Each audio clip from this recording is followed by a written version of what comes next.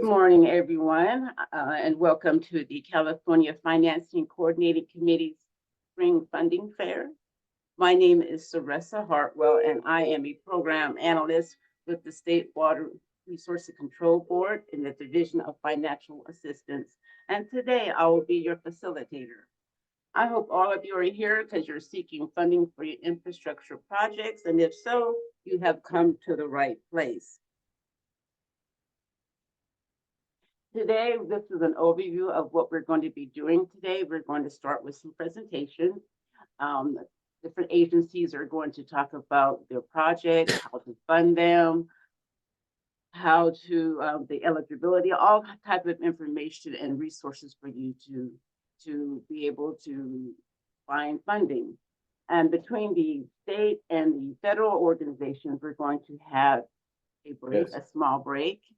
And then we're going to continue on with the with the presentations. And just before the last, after the last presentation, we're going to open the virtual booth. Before that, we would like for you to take a small online survey to let us know how you did, how your experience was today at the funding fair. Speaking of virtual booths, that will be the time where you have the opportunity to speak with program staff directly. When the breakout rooms open up, there might be 4 boxes at the bottom of your screen if you're in full screen mode. But if you're not, there's a button called More. And then on the top of that, there'll be a button called Breakout Rooms. And that's where you can go ahead and join any breakout room. You have the option of going in and out at will. And you can go and visit any of the agencies that we're speaking today and ask them questions about whatever you heard today during the presentation. Talk about a project you may have coming up that you're thinking about, especially after you hear the presentations. Maybe something jogs your mind so you can figure out what you can ask them there. But before we do that, I would like to take a poll of the audience, find out what is going on, who is here, why you're here, and different information about you. So I'm going to launch this poll, and please take a moment to take the poll and let us know who you are. Also, though, on the questions that have other, if you could put the other in the chat, that would be great.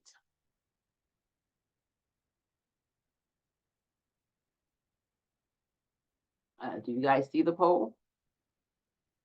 There it is. Okay.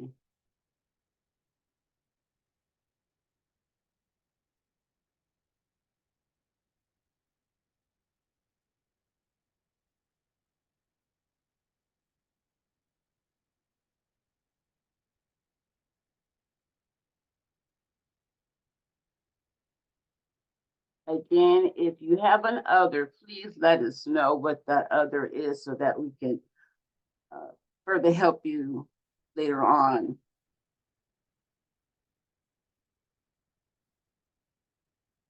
Oh, we have some tribes here. Good, great. We have funding for tribes. That's a wonderful news to see that we have those representing tribal communities.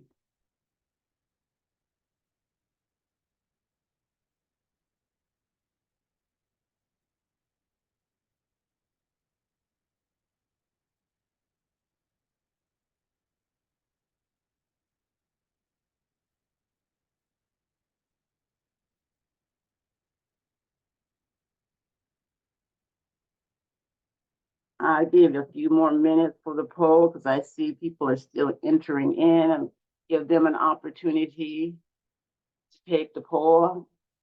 For those who are just now joining, we are taking an attendees poll just to find out a little feel about you and where you're from and who you're representing and what type of information you're hoping to find here today.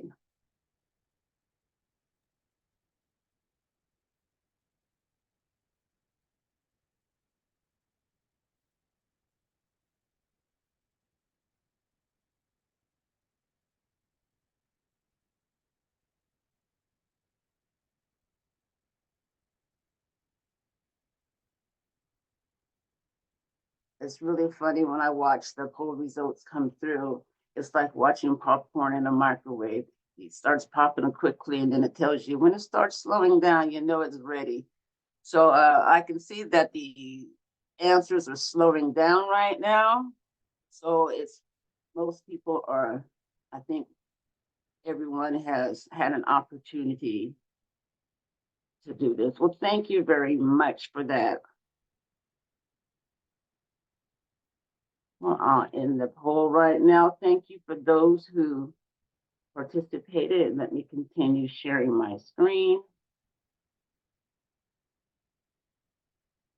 And thank you so much for taking that. It's very helpful for the future. Today's content can be accessed at the CFCC website on the agenda, the handbook. However, I will be posting a link to the agenda in the chat. But over you can find the agenda, the handbook, and presentations after today. The updated presentation should be posted to the website. Again, that was at www.cfcc.ca.gov, or you can scan the QR code. Speaking of the website, let me show you what it looks like. Let me get it up here real quick.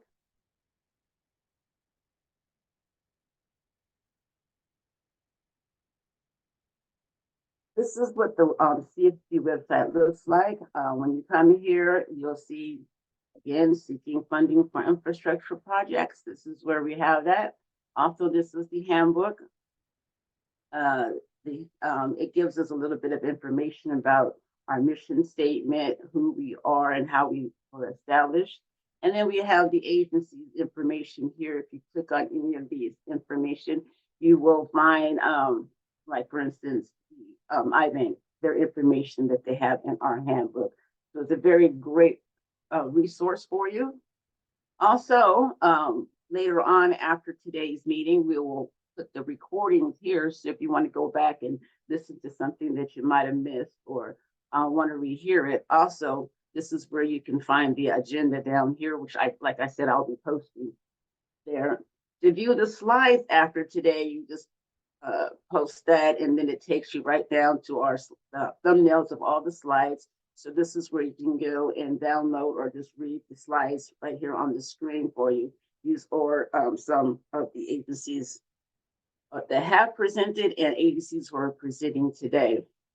The button up here is a button about with the agencies who have infrastructure funding programs. So all these agencies have some type of funding for infrastructure. And again, a lot of these agencies are speaking today, so you can get a more feel about it. Also, under additional funding programs, this is there's two links I'd like to bring you to. One is the California Grant Program. This is a great great portal for you to find the funding. And we also had a speaker who's going to give you an overview of how to navigate that and use that to find the information. On the flip side, for the federal government, they have also a button. If you scroll down to the bottom of the screen, touch this, the grants portal, they have also their own type of grant portal to find funding for you to find other resources. So this is what the CFC website looks like. You can always come here and find information, resources about anything that CFC has, membership, funding, all types of things. So let me continue.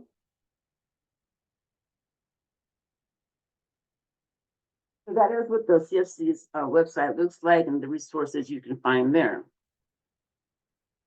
So let's begin with the presenters. We're going to start presenting now the presentations, because this is why you came. You wanted to find out funding. So our very first presenter, let me stop sharing my screen. It's Shivani. She's from the state library. She's going to give you that overview I told you about the grants form.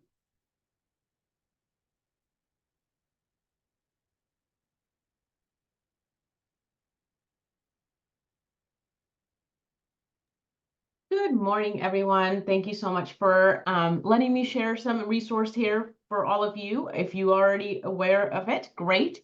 If you are new to this, hopefully this is useful and helpful in finding opportunities for yourself or your organization or even the community members that you serve. So with that, this is grants.ca.gov. So it's a California grants portal. It was born out of a legislation AB 2252 and went live on July 1, 2020. And the legislation asks all state agencies in the state of California to enter all grant opportunities that are competitive, first come, first serve, including loans and federal assistance funds into this portal. So again, it does not have non-competitive grant opportunities, only the grant opportunities that fall under that definition I just mentioned. So state agencies are required to put those grant opportunities at the same time they go live on their site. And you will see that since 2020, we've been, working with the state agencies, and they've been adding a lot of grant opportunities and a lot of funding in this portal.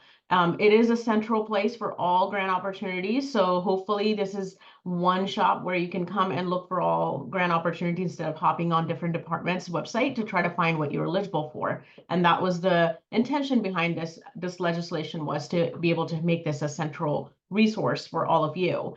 The other part of the legislation that expanded the information that state agencies provide now is the post-award information under AB 132, Section 8334.1. I'm now asking state agencies to provide all awardee information for the grant opportunities that are on the portal. So in other words, once the grants get awarded, the state agencies have finalized that information and it's ready for public consumption. They are required to post that information onto the grants portal. So you can find that as well in the future. And that started on July 1, 2022. So any grants after the July 1, 2022 will have that recipient information as well. With that said, this is the homepage of the grants portal. When you come to grants.ca.gov, on the find opportunities, you can get into the grants portal different ways. It's built to make sure that you can find what you're looking for in easy steps. One is you can select who you are as an applicant type. So you can select you're a tribal government, you can say public agency, which includes local government, special districts, a K-12 and higher education. Other legal entities, nonprofits, for-profits and nonprofits, 501c3, or 4 or first or 6, individuals, businesses, small or large businesses or medium businesses, all businesses in here. Okay, so you can select an applicant type. You can do a category, which is a very high level category to provide you with all eligible grant opportunities. So in this case, if you're looking for environment and water related grant opportunities, you will select the category environment and water. You can also select disadvantaged communities. So if you are serving any underserved communities, you can select that as well. So just know, if the grant is tagged with the category, it will show up. Okay, so this information is all entered by state agencies, and the results will come out based on your filtering.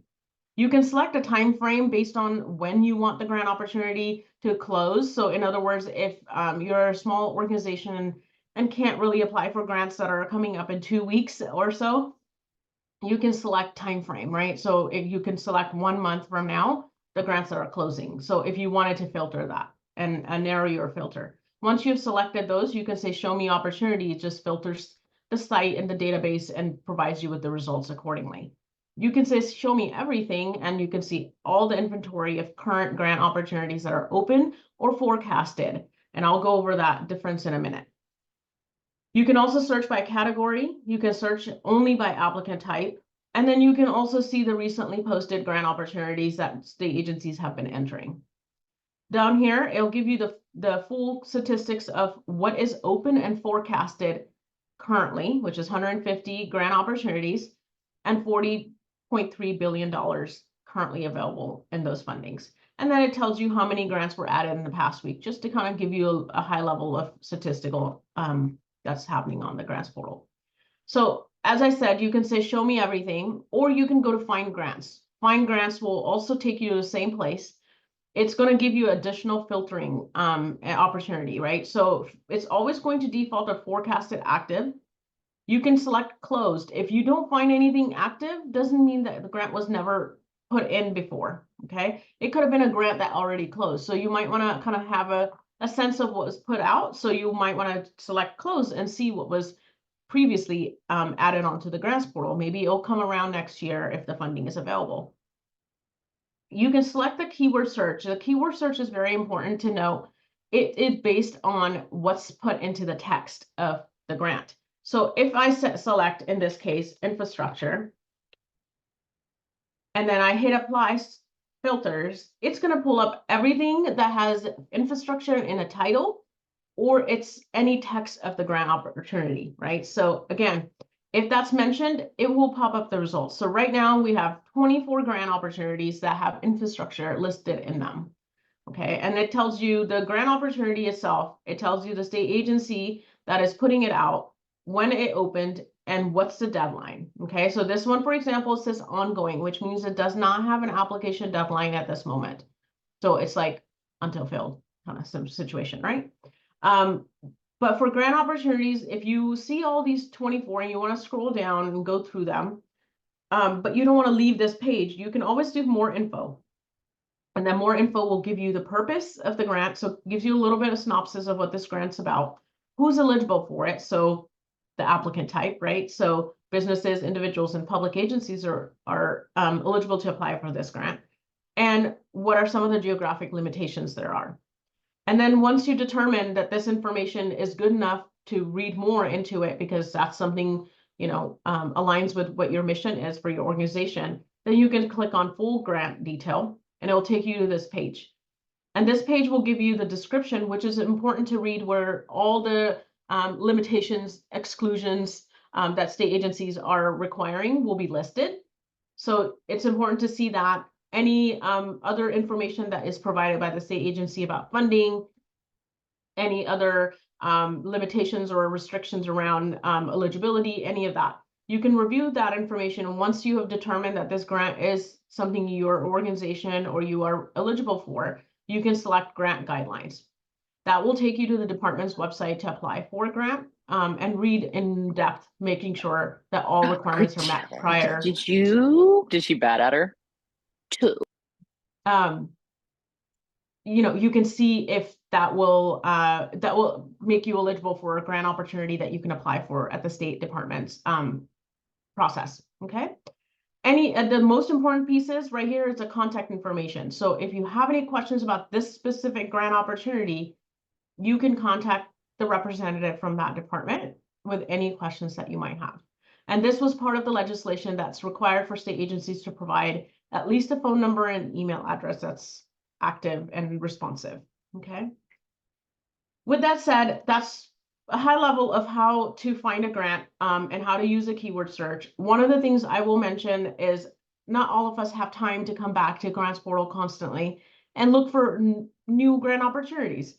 So there's a couple ways you can actually help make sure that you can get what you need when you come back to the portal. One, if I have a specific criteria every single time, because that is all what your organization applies for, you can do save current refinements. As you can see, search item is infrastructure at this time. I'm including forecasted and active grants only. Agency, any agency, category, any category, and so forth, right? These are my filters. So if you change the filters, it will change filters here. And then you can hit save my search. What it's going to do is going to drop a cookie in your browser. And next time you come to grants portal, which is grants.ca.gov, it will automatically run that same search. Okay. Just know if you do clear your cookies, that search will not work and you'll have to re-enter this or save the search. Okay. So that's one way. The other way is to sign up for our notifications. So you can say subscribe here up in the corner. You can give us your information here. You can select category or newest grants. So it's either or, okay? If you select both, you're going to get double emails, okay? If there are new grants in that category and it's a new grant, okay? So I would recommend only doing one or the other. So if you did newest grants, you will get notification only when there are new grants on the portal, and regardless of category, regardless of who's eligible and so forth. If you selected a category or multiple categories, you will receive an email when there's a new grant in that category, okay, or categories. Sometimes there's multiple categories tagged per grant, so you may get 2 emails if you selected agriculture and consumer protection, and that grant had both for whatever reason, okay? You can also sign up for any feedback session we might hold in the future for the grants portal. So that's helpful for us to get your feedback on how the grants portal is working for you and how we can possibly improve any experience for you. If you have any feedback about the grants portal, you can always go to contact and provide us some feedback, okay? Other things to note is you do have a translation on here. It is run by Google. It's a Google translation, so just note that it's only on our site. It does not go forward but onto the department's website when you hit the grant guidelines. You can also find our statistics dashboard. If you're a statistical person and like to analyze data, you can see all of our data here. This is post-award information. So as I mentioned, state agencies have been entering post-award awardee information. You can see how many nonprofits received funding in this fiscal year. So we only will provide 3 fiscal years, 3 fiscal year data. You can select here 2022, 23, or 23, 24, which is the current fiscal year. And then you can actually see who received how much funding each category of applicant recipient type received. You can also select by county. You can go to county and you can select any county, Alpine, Amador, and then it changes the numbers as you can see, okay? So you can see all of that information for post-award. You can also see our overall graph that shows you since 2020, how many $85.9 billion have been put out on the grants portal. How many departments are participating, how many grants were offered, and how many current forecasted active or closed grants there are, okay? One differentiation I will note for forecasted. So forecasted grants that are not open for application, they are only on to the grants portal by the department at their discretion. It is not mandated by the legislation for them to enter forecasted grant opportunities. And again, they're not open for application, so they might have some public workshop information or information in the future that you can keep an eye on and make sure you can apply for when it comes out for applications, okay? Active are the grants that are open for application and are ready for you to apply. So that's the differentiation between that. And then there's some other resources that we have like glossary, frequently asked questions, things like that. But other than that, pretty much this resource is for the grant seekers to come to the portal and find all eligible grant opportunities in one central place. So hopefully you can take this information back to your organizations and other community members and share this information as a resource. And if you have any questions, feel free to reach out to us at the contact us on the top right corner or email our mailbox at caggrantsportal at library.ca.gov. And I'll hand it back to you guys. Thank you very much, Shivani. I always enjoy seeing that grants portal. But our next speaker is David White. He's going to be giving us a presentation on how to navigate the same portal, but on the federal side. Oh, good morning. Can everybody hear me okay? You're a little muffled. Oh, I'm sorry. Is that any better? That's much better. Okay. All right. Let me go ahead and share my screen now. The entire screen. Okay. All right. Can you see this okay? Yes, we can. It's not in presenter mode yet, though. Thank you. Okay. All right. Well, good morning, everybody. My name is David White. I work with the United States Department of Interior Bureau of Reclamation. I'm based here in Sacramento, California. I'm going to be doing 2 back-to-back presentations this morning. The first is talking about looking for funding through grants.gov. The second one will be all about water-related funding projects through reclamation. Second presentation will begin with teacher David, reclamation. Yeah. David, you're kind of muffled again. Oh, okay. All right. Hold on. Let me see what I can do right here. Hold on. Let me just stop sharing the screen and get this. Okay. Sorry about that. Let's see what I can do. Is this any better? Yes, much better. Thank you. All right. It went back to the way, I don't know what you're doing. Okay. Is this any better? How about, how about someone else? Can you hear him good? There's just a bit of background noise, David, is the main problem. Okay. Okay. Is this any better? No. All right. Well, let me just move to No. Okay. Let me move to a different location. Hold on.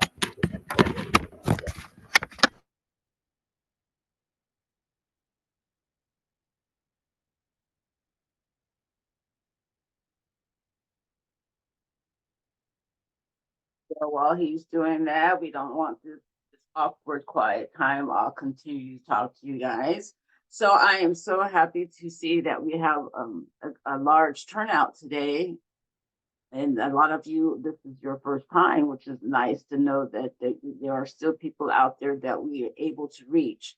The committee is really into our communities and really want to help the communities more and more. And so while David is going to go back and figure out his audio, let's see who's the first speaker up so we can continue going. Or do you want, maybe you want to wait or do you want to continue? We can wait for a Okay. second while it comes up. Okay, so this I'll is try to email him. this is a great opportunity for anybody who wants to go grab their cup of coffee again. It's an informal break.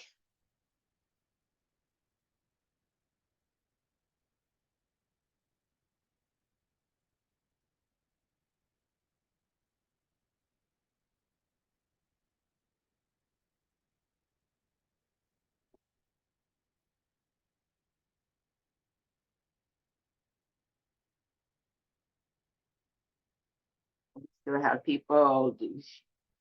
Yes, we did share the agenda. I will put it in the chat again. The thing is that the agenda goes, the link in the chat goes away as we talk. So I will put another one in there for us. I put a link to the chat. All right, hold on just one moment. Let me see what I can do. Trying. Your audio sounds good now.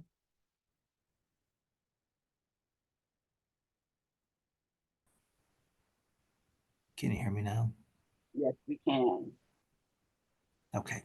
Is this any better? Much better. Okay. All right. Phew. Excellent. Okay. All right. Let's try that again. Share screen. Share. And okay. All right. Sorry about that, everyone. Good morning. My name is David White, and I'm with the United States Department of the Interior Bureau of Reclamation. And today I'll be giving two presentations. The second one is on funding opportunities through reclamation for water-related projects. The first one, this one, will be about finding through grants.gov funding opportunities throughout the federal government. I'm not going to read my slides. They're available, I think, in the handbook, and also I can supplement them. But let's just go ahead and start talking about them. So through grants.gov, this presentation, three things we're going to talk about: understanding the federal funding agency, searching and applying, as well as we're going to end with some tips for your applicants. All right, the federal funding agency. There are many, many different federal agencies out there. Most of them use grants.gov to advertise funding opportunities for applicants and prospective projects. Grants.gov is a great way of broadcasting the message and trying to get lots of different good projects. It's also a good way of ensuring basically fair and open competition for federal funding. Each NOFO, which is a Notice of Funding Opportunity, is a little bit different because it reflects the agency's mission and sometimes legislative intent as well.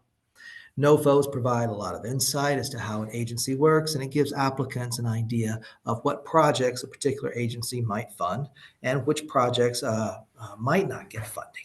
With that in mind, applicants can use NOFOs to better design future projects and future applications. On grants.gov, they have not only open NOFOs, but they also have previous NOFOs. And they also talk about what might be coming down the pike, the forecasted ones. Now, grants.gov is a huge website. It has built-in tutorials to help you. It has lots of good information. And if you have any questions, feel free to reach out to grants.gov, or you can even talk to someone from a local federal agency such as myself. Grants.gov allows you to customize email notifications so that it will automatically send you new NOFOs and let you know of new NOFOs that may be of interest to you based upon the particular search criteria that you put into your customization. So how do we search for funding opportunities? Well, up in the top left, you can click on Search Grants. From there, you'll notice there are lots of different options for you. If you want to see what's been funded in the past, you can click on Archived or Closed. If you want to see what's coming in the future, you can do Forecasted. Posted means that it's currently open. And there are many, many different federal agencies, and there are many, many different NOFOs out there. Each one has its own opportunity number, which reflects in part the fiscal year as well as the funding agency. Now, you can search many different ways on grants.gov. You can search by a federal agency. You can search by a keyword. You can search by a CFDA number, which is your domestic assistance number. You can search by the eligibility of what kind of an applicant you are. You cannot search by geography. Unfortunately, grants.gov does not allow you to search only by a county or a state or even a region. So when you're dealing with a national agency such as USDA and you type in a search word such as, let's say canal lining, maybe, it could bring up a NOFO from many different areas throughout the country. Once you find a NOFO that you are interested in, you can click on it, and then it will have all the documents necessary to apply for funding under that particular NOFO. Some of it will be standard forms, SFs. Others will be very particular for that particular NOFO and that particular agency. The beginning of each NOFO will have a synopsis that tells you the most relevant information, including the dates that the NOFO is open, how to submit, who's eligible, whether or not there is a cost share. Many federal agencies require a non-federal cost share. Many do not. And each NOFO will also tell you the maximum number of award per agreement. Within the NOFO, and this is an example from reclamation, you will see the criteria. These are the specific questions that the agency would like for you to answer. If you have any questions about the criteria, you're welcome to contact the agency, and they will do their best to help you understand the questions. So the application package, as we were talking about earlier, you can do it online and submit it online. That's how most people submit their applications now. You can also print it out and mail it out. Grants.gov allows you to work virtually, basically in the cloud, so that you can it will always be saved for you. The forms are important, these SF standard forms. There will be a number of them, and each of them is a requirement for a successful application. After you submit your application, be sure to get your confirmation receipt just in case something happens. And as you can see, the date and timestamp is the official time of submission. Please note that some agencies work on Eastern time, some work on Pacific time. So based upon where that, it all depends on the NOFO. So if it says close of business 5 p.m., make sure you know which time zone it is. Every now and then someone will click or submit and they'll miss out on the application deadline because they forgot to pay attention or did not realize to pay attention to the time zone. All right, so once you have submitted it, you'll get a confirmation message. Now, some tips for you to consider is you need to register and submit early just in case there is some kind of an issue or a hiccup. Please read and follow all the instructions provided by the agency within the NOFO. Fill out those standard forms. The best thing to do is to tell a story about your project. It doesn't have to be a complex one. It doesn't have to be a tearjerker, but it does have to demonstrate why your project's important to you and why it could be important to the agency. And your application is going to be based solely upon what is provided within your application. We do not have the authority, and it would be unfair for us to go and do our own independent research to find out more about your agency or about your particular project. With that in mind, tell a good story about your project and try to be as precise and as informative as possible. If we ask a yes or no question in the criteria, the best thing to do is to answer yes or no and then explain your answer. If we ask you to follow a particular formula, please do that. If you feel like the formula does not necessarily apply or reflect to your project, you're welcome to add your own formula. But it's very important to use whatever formula is provided within the application. That's how the application review committee is going to judge your project. Now, it's also important to keep in mind that if you have any kind of ground disturbing project, we must do NEPA beforehand. So the National Environmental Policy Act requires us to do a compliance review on your project, even if it's on previously ground disturbing activities. The extent of the NEPA analysis could impact your schedule. Sometimes we can use a categorical exclusion and make the determination very quickly. Worst comes to worst, we'd have to do a record of decision, which could take a very, very long time. The NEPA analysis is not based upon the dollar amount of your project. It's based upon what kind of ground disturbing activities you anticipate. And that is it for this particular presentation. Now I'm going to come out of this one and I'm going to try to flip over to the next one.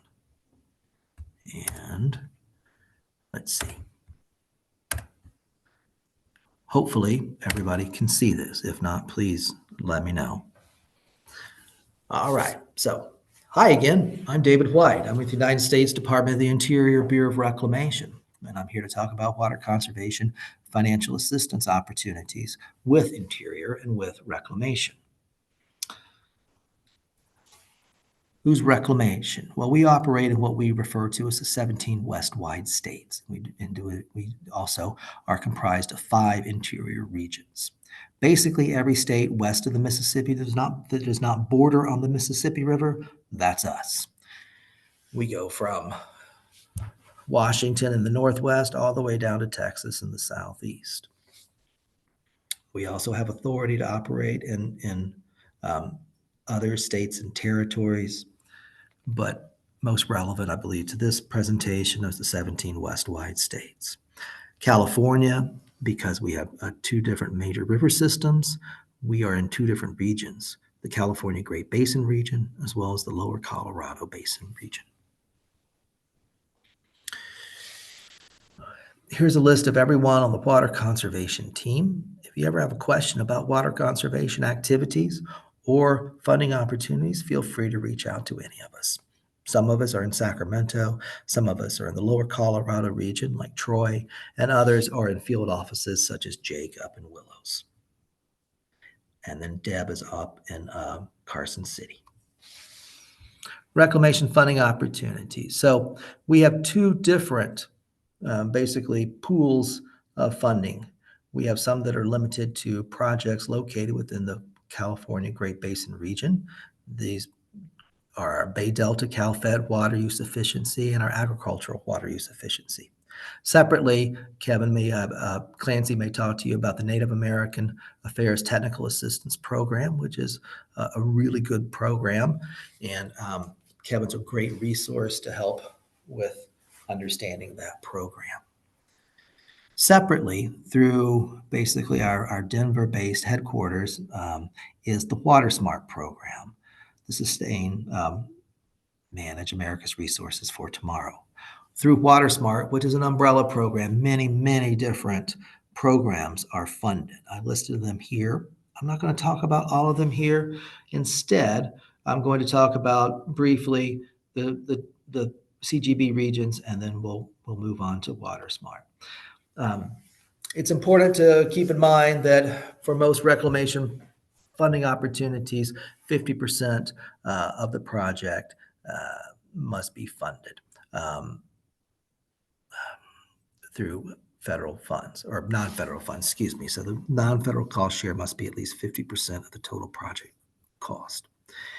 Usually, the eligible applicants are states, tribes, irrigation districts, water districts, and other entities with water or power delivery authority. However, each NOFO is very particular, and sometimes this is not the requirement for eligibility. So the best thing to do is to check the NOFO. Awards are made through a competitive process, and they are posted to grants.gov. Here within the CGB region, the Bay Delta CalFed Water Use Efficiency Grants fund a variety of different projects. Some can be considered municipal and industrial, some are agricultural. It can be anything from rebates to water meters. We do a lot through our water use efficiency program. The Agricultural Water Use Efficiency Program is done in conjunction with NRCS, and it's for on-farm water conservation projects. Now, this is for WaterSmart. I'm going to drop into the chat box this document, which is basically it's a public outreach document that lists each WaterSmart program, the eligible applicants, the cost share, the source of the funding, and the current status. It's originally a very small document because it was a lot of information, but I broke it out into this presentation, but I'll drop it out into the chat so that everybody can have it if they want to. And this is current as of this month. So different programs within WaterSmart.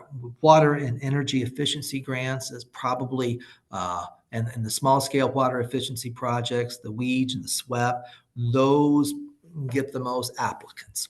And the difference between the two, as the name implies, is the SWEP is geared towards smaller projects, whereas the WEEG can be for very large projects. We also have drought resiliency projects. We've got environmental water resources, applied science grants, aquatic ecosystem restoration, cooperative watershed management program, planning and project design grants, which include 3 or 4 different ones, Title 16 authorized projects for water recycling projects authorized through Title 16 legislation. We also have some WIN Act reclamation and reuse projects, desalination construction, large-scale water recycling projects, water recycling, desalination planning. There's a lot of funding out there through reclamation. And the best thing to do is to look at this presentation as well as what I'm going to drop into the chat for y'all.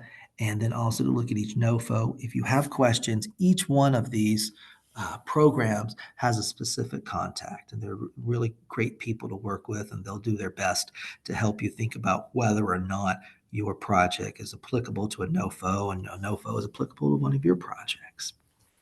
As we talked about before, it's best to read the entire NOFO, and keep in mind the Application Review Committee does not know your project and will not conduct additional research. The non-federal cost share can come from a variety of sources, such as state funding and loans. A good thing to keep in mind is if you copy the criteria from the NOFO and answer each part of the question, it decreases the chance of you missing the question and not answering it. For those of you who have very substantially large projects, you can divide those into phases, apply for funding for each phase separately, and each one could theoretically be funded. And if you do not get funding, you can request a debrief, and Reclamation will talk you through your application and give you an idea as how maybe you could have made it more competitive. Each year, we don't know how many people are going to apply. We don't know how competitive the field is. Obviously, the Water Smart projects or NOFOs get more applicants because they're available for everyone in the 17 West-wide states. The NOFOs limited to the CGB region get a lot fewer applications because it's just of geographic limitation. Here's some additional resources and additional information. And then that's about it for me. So if you have any questions, I'll be available through the breakout room. The Water Conservation team is always happy to answer any questions. If you have any, you can email us. That's probably the best way to contact us. And then, so I will show you, it's going to be, this is what I'm going to put into the chat. Hopefully you can still see this. It's 5 pages. It was too small to put in a presentation, but I'll drop it into the chat box. So that's it for me. David White, if you have any questions, don't hesitate to ask me. Thank you very much. Thank you, David. We appreciate that each and every time. Very appreciative. Our next speaker, the USDA Department. Good morning, everyone. Let me go ahead and get my screen up. In the meantime, I am Serena Ramos, and my home office is in Visalia. I am with the USDA Rural Development. I will be presenting for our Community Facilities Department today. Let me grab this.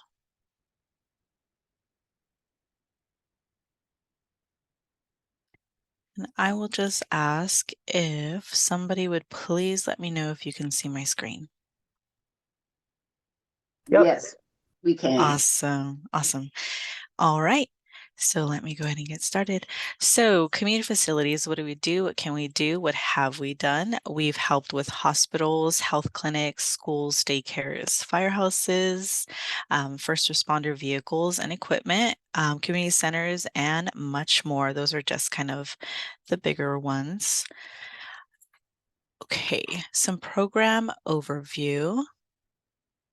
So we have direct loans, loan guarantees, grants to develop or improve essential public services for facilities and communities, 20,000 or less for direct loans and grants, and 50,000 or less for guarantee loans.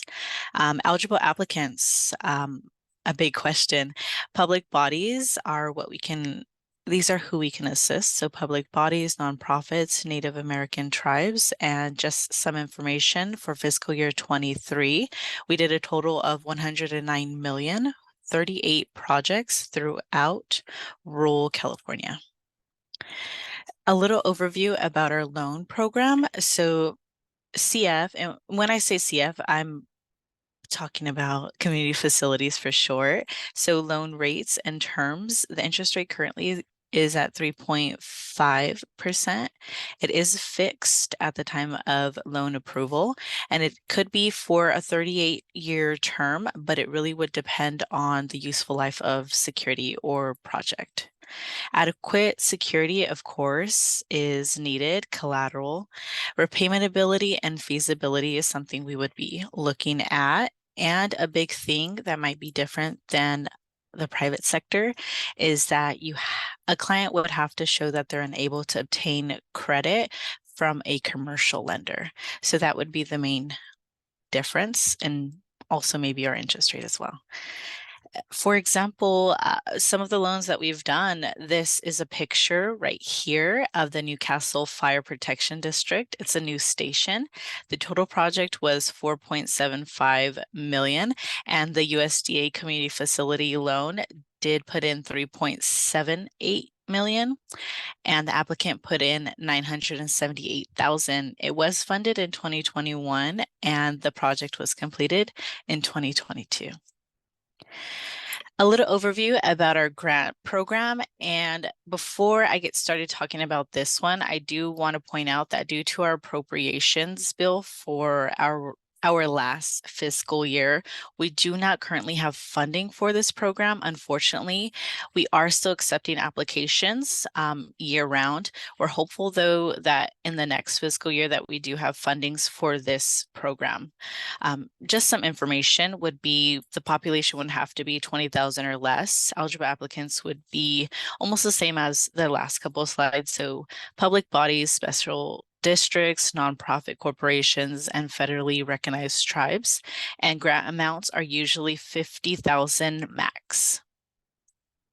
These are some projects. I won't go through all of them, but just to kind of list some, the Kings County in California, the fire department, Jaws of Life was that project, Mendota City, 2 police vehicles, and let's see another one here, Clear Lake City, City of Clear Lake, excuse me, an animal control facility. This here is our disaster repair grant for calendar year 22 and 23 presidentially declared disasters. The main takeaway from this slide is these are the only grants that we do have, along with CDS, which I can explain a little bit later, maybe into a little more into detail around the time we kind of break out. It does stand for congressionally discretionary spending. If you do have a qualifying disaster between these timeframes, we can definitely assist you and talk about that application, which I can also go over, and I can also email anybody who's interested in that. Again, the main takeaway from this slide is that we can't use these funds to prepare for a disaster. So we would need to know a little bit more information to kind of get into this. Our USDA staff, we have plenty of staff throughout California. This picture just shows our different offices. It would be best to maybe go onto our website, following this link, the USDA Rural Development website, and maybe look at the county or office that can better assist you for any loans or grant questions that you may have. This is my contact information. Again, I'm located in our Visalia office, but I'd be more than happy to answer any questions today. And just quickly, our assistance under the USDA Rural Development Program is available to applicants in designated rural areas. And the term rural can be different to different individuals, but under law, the definition of rural area is different for each program, and it'd be best again to contact our office to maybe assist you with those numbers. And again, this is just some information about our website that you'd be able to go to and gather more information on all of RD's different departments and information. Alrighty, that will be it for me, and I'd be happy to answer any questions a little bit later. I'm sorry it was so rushed. I just wanted to make sure I got through all of my slides. Thank you, Serena. We appreciate that. And I do hope the information was helpful for you and for the attendees.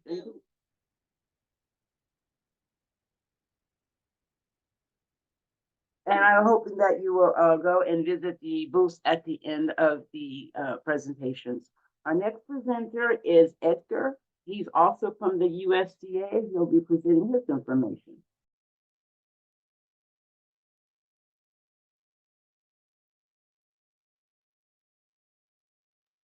Edgar, you're on mute. There we go. Can you see me now? Can you hear me? Yes, we can. Yes. Thank you. All right, great. Well, good morning, everyone. Thank you for joining us today. My name is Edgar Ortega, loan specialist for the Rural Utility Services Water and Environmental Program, and I'm here to introduce an exciting funding program that aims to improve the quality of life in rural areas by ensuring access to clean and reliable drinking water. That was a lot. Sanitary sewage disposal is what we focus on, and effective storage and water management. So with that, let me go ahead and start presenting.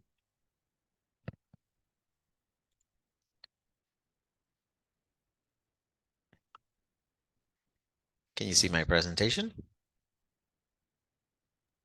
Yes, we can. Excellent. Excellent.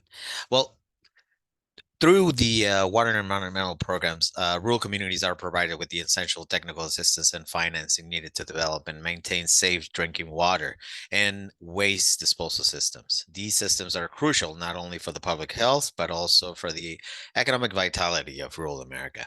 Rural development has been at the forefront of initiatives to enhance the quality of life and expanding economic opportunities for people living in rural areas.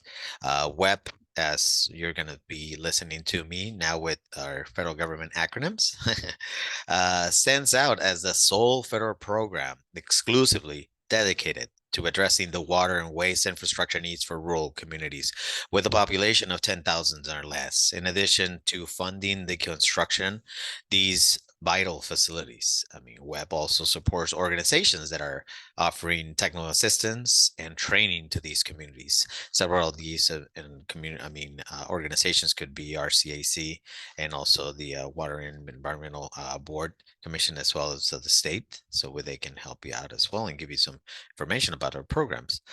For the topics that we're going to talk today, our discussions will be covering several of these, and to give you a comprehensive understanding of the program, we're going to go a little bit of a program overview, eligibility criteria, the eligible areas, type of funding, fund utilization, long terms and interest rate, and additional requirements that you might need on our program.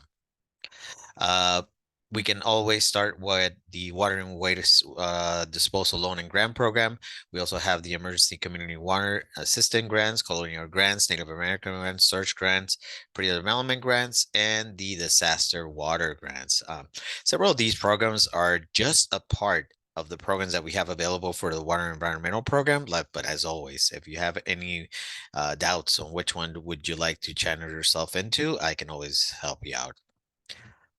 We will start with the water and waste disposal loan and grant program. This program provides essential funding to ensure clean and reliable drinking waters systems, and also sanitary and sewage disposal, sanitary and solid waste disposal, and stormwater drainage for households and businesses in rural areas. The purpose of this program is to provide clean and reliable drinking water systems, sanitary sewage systems, sanitary solid waste disposal, and storm and water drainage. To be eligible for this program, it's actually designated for qualified applicants who are now unable to obtain commercial credit on reasonable terms, and the eligible applicants could be included as well as state and local government entities, private nonprofits, federally recognized tribes as well. And for the eligible areas, remember that these rural areas and townships need to be less than 10,000 in population.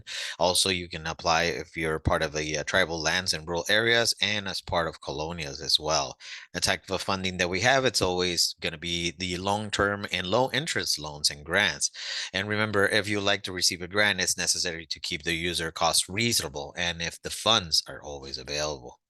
Usually this is a loan program first. So the use of the funds, remember, you can always use the funds to finance drinking water sources treatment, storage, distribution, sewer collection, transmission treatment and disposal, solid waste collection, disposal and closure, storm water collection, transmission, and disposal. I always like to go a little bit slow on the type of project that you can do under this program, because this is the meat of our program. This is the one that we are always working on. The next of the programs that I'm going to show you are basically additions to this main program.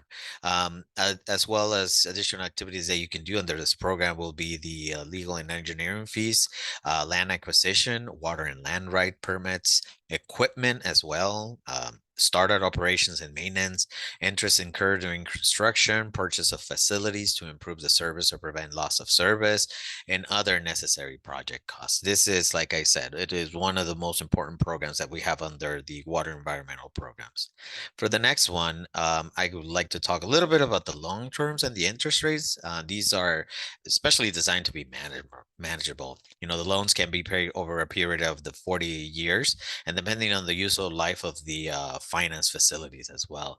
These are fixed interest rates that are determined based on the project's necessity and the median household income of the served area. The additional requirements to obtaining a loan with us would be that the borrower must have the legal authority to construct, operate, and maintain the proposed facilities. The facilities must serve a public purpose, and the partnerships with other federal, local, state, private, and non-profit entities are encouraged. Remember, you're never alone on actually creating a project. I will always recommend getting other funding agencies as well with your projects, and we can work with them as well. And at the end of the day, the projects must be financially sustainable. You can actually see the market rate, intermediate rate, and property rate. That all depends on how much is the MHI in your area. For grant eligibility is the location of the population served, and then they must serve a certain MHI limits as well. Usually the grants come in to help out the project costs when the loan is not sufficient for the whole amount. And that determines as well your ability to repayment. So like I said, this is a loan program first. Now we're going to talk about the EQUIP program. This program is designed to assist communities in dealing with emergencies that impact the ability and quality of drinking water, whether it's preparing for an imminent threat or recovering from a disaster. This program provides the necessary funding and support to ensure the safety and reliability of water supplies. I love this program because, I mean, just in a sense, this program is vital, resource for rural communities facing water emergencies. So we provide the essential funding and support so we can ensure that all residents have access to safe and reliable drinking water. Next, we're going to talk about the Colonial 306 grant. This one aims to provide the safe and reliable drinking water and waste disposal services to low-income communities facing significant health risks. This program serves rural areas and townships with population of 10,000 or less, and areas that are recognized as colonias before October 1st, 1989. And just a quick example, because there's different areas in colonials, but the ones we're focusing as always is the ones that are here in California. And for California, all colonials are located in Imperial, San Diego, and southern Riverside counties. Residents must be facing significant health risks and due to the lack of access to adequate, affordable water and waste disposal services. As well, we have the Native American 306 grant that also aims, to provide the safety and available drinking water and water disposal services to low-income communities facing significant health risks, with focus on Native American communities. If any tribes that are in here, this is specifically information for you, and that I can always go into detail as well if you'd like to talk to me. The areas served must face significant health risks to the lack of access of adequate, affordable water and waste disposal services. Eligible entities must serve customer base comprised of at least 50% of tribal members and meet their per capita income and unemployment rate requirements demonstrated on this slide. Okay, and also this is another great program. The Surge Grant Assistance Program assists very small financially distressed rural communities with pre-development, feasibility studies, design, and technical assistance on proposed water and waste disposal projects. And the eligible applicants, like I always said, is mostly the state and local government entities, nonprofits, and the tribes as well. Some of the areas that must serve with a population of 2,500 or less, areas with medium household income below the poverty line and less than 80% of the statewide non-metropolitan median household income. And these funds can pay, like I said, for pre-development planning costs, feasibility studies to support the application for funding on the water and waste disposal projects. So let's say if you're struggling to obtain maybe funds to go ahead and obtain your preliminary engineering report, this program can help you out getting that grant so you can pay for that and then come in and apply to our program.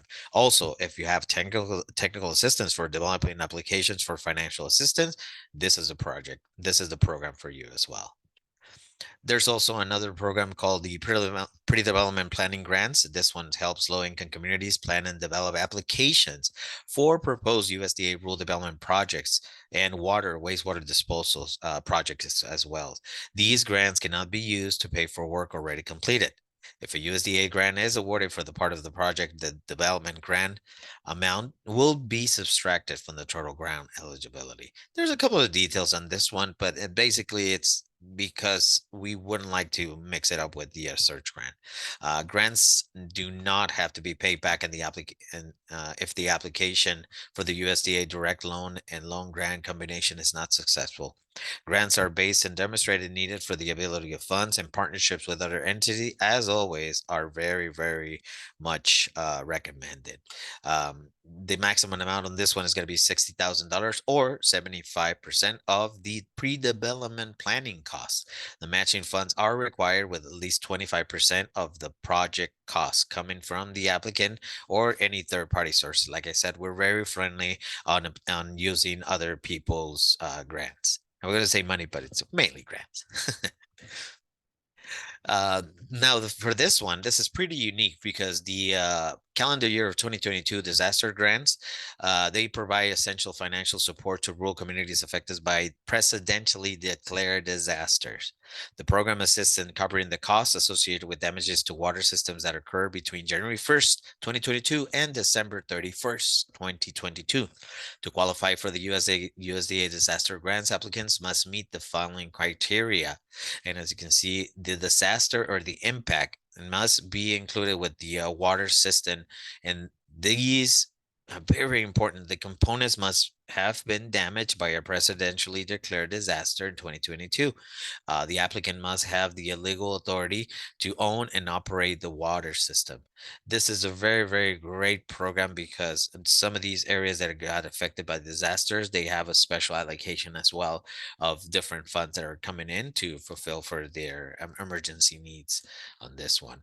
I mean, funds for the USDA disaster grants can be used to develop water infrastructure, system capacity, enhance the resilience to reduce or eliminate long-term risk from hazards associated with the presidentially declared disasters.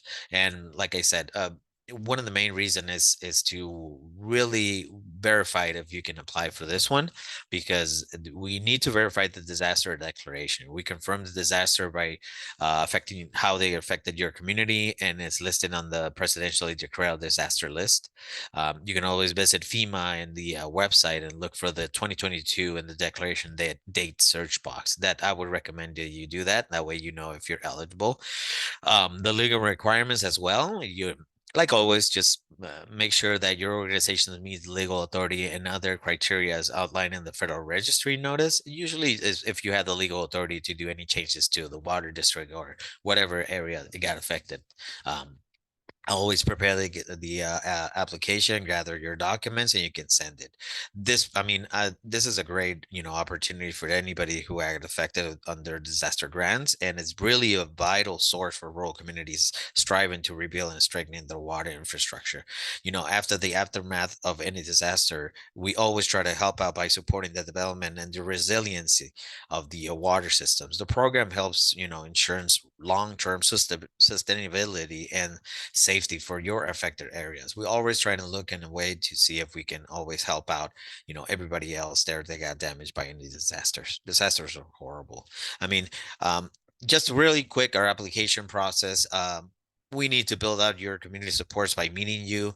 Like I said, we do have an initial meeting with the USDA. We make sure you are completed your preliminary engineering report, your environmental report, and that way we have a complete application. We do the letter of conditions, we obligate the funds, and we actually disperse the loan and grant. As you can see, it's pretty well written and it's a fast process, specifically because we do have funds and we can actually start allocating for any of the projects out there. So if you have anything, please let me know. I'm more than happy to help you out to search out some extra help, because once you have everything in there, there's already apply. And this is an actual pretty cool application intake system that allows you to apply for loans and grants for rural utility services. With already apply, you can actually create your application, upload attachments, sign certifications, and draw service areas, to name just a few features. No more paper application. This is just electronic submission. Anything that you're actually going to apply for our program, it goes to RD Apply, but we must invite you first to apply on RD Apply, just to make sure that you have the necessary documents and you don't waste your time on this application process, because it's made to do everything more efficient. This is just a couple of examples of some of the projects that we've done, because as you can see, we did included some emergency water program grants that it was 500,000, but the total project cost was 989,000. Also, we do actually create the whole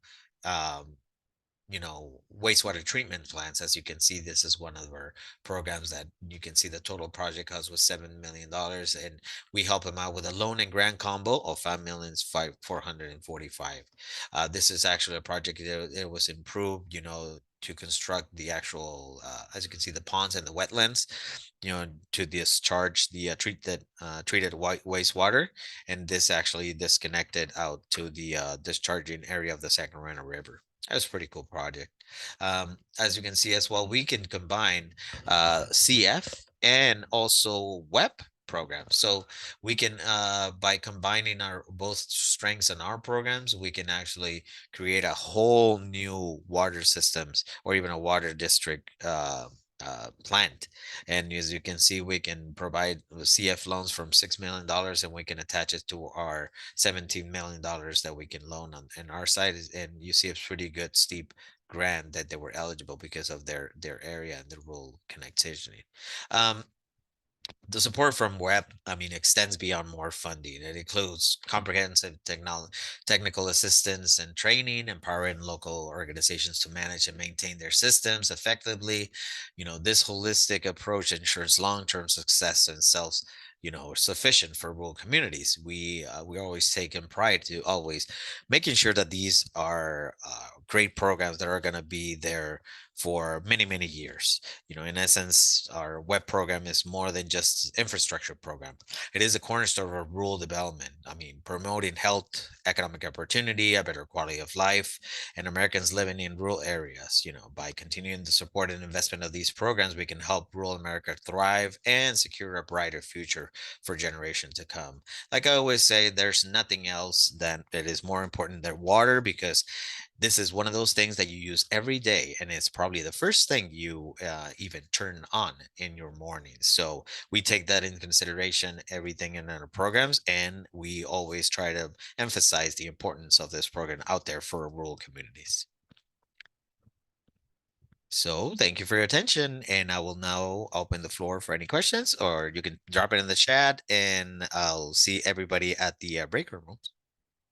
Thank you. That was very helpful to hear all the information, and especially how you named your favorite program. Our next presenter is Brooklyn James. She's with the U.S. Environmental Protection Agency. Hi, everybody. Okay, hope you all can see my screen Yes, and hear me okay. Awesome. That too.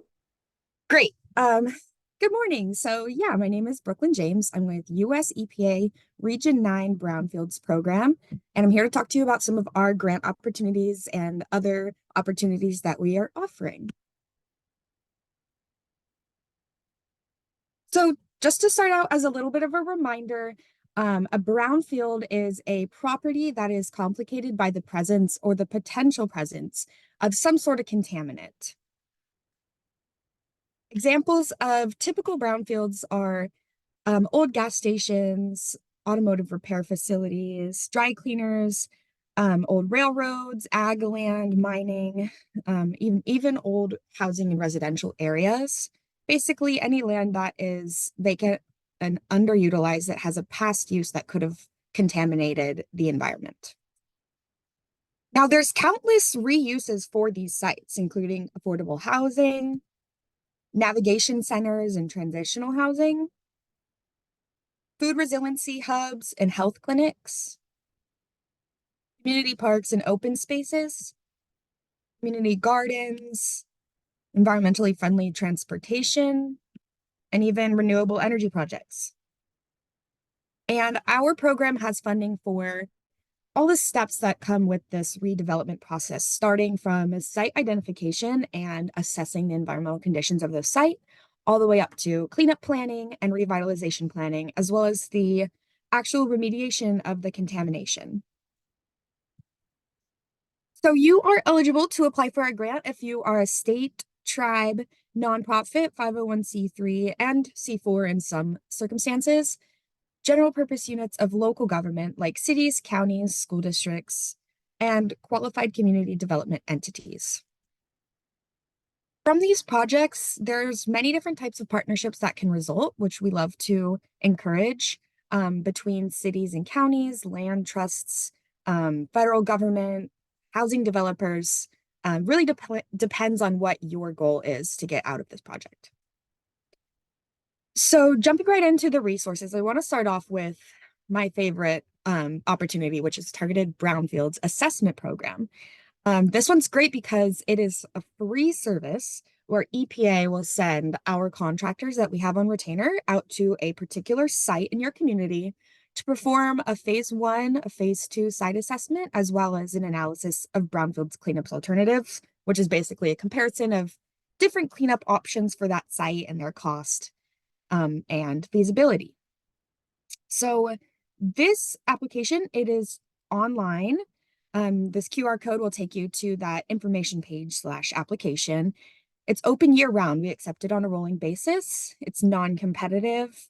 We have a surplus of funding for this project. So not only have we been doing a lot more projects, but more complicated ones that take a higher cost. The only asks we have if you want to apply to this program is that you have to have some sort of redevelopment in mind for that property. You don't have to have a full-on plan that's written out and approved, but just some sort of idea of what you would like to see get reused at this brownfield, and that idea is serving the public good in some sort of way. And then we're really focusing on working in underserved and disadvantaged communities right now.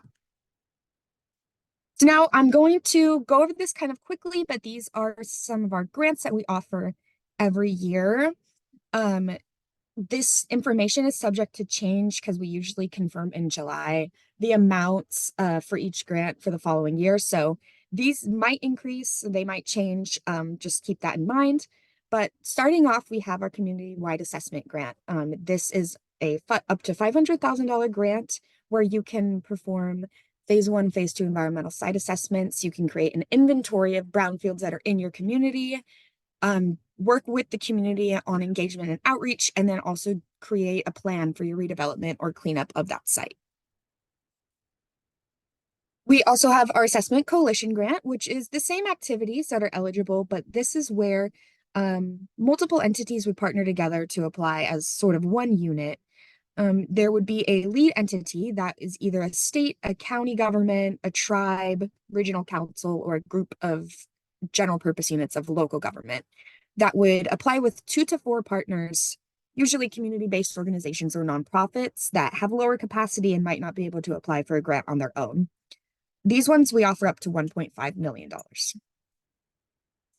Part of the eligible activities under those grants is that you can plan for redevelopment. And here are some of the things that you can do.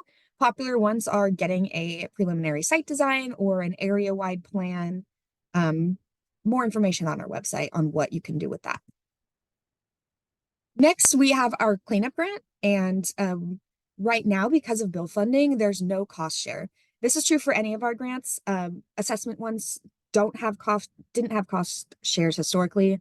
But because of the bill funding, we're not asking any cost shares or matching on any of these grants right now. So under the cleanup grant, you can do the actual remediation of whatever contamination is there.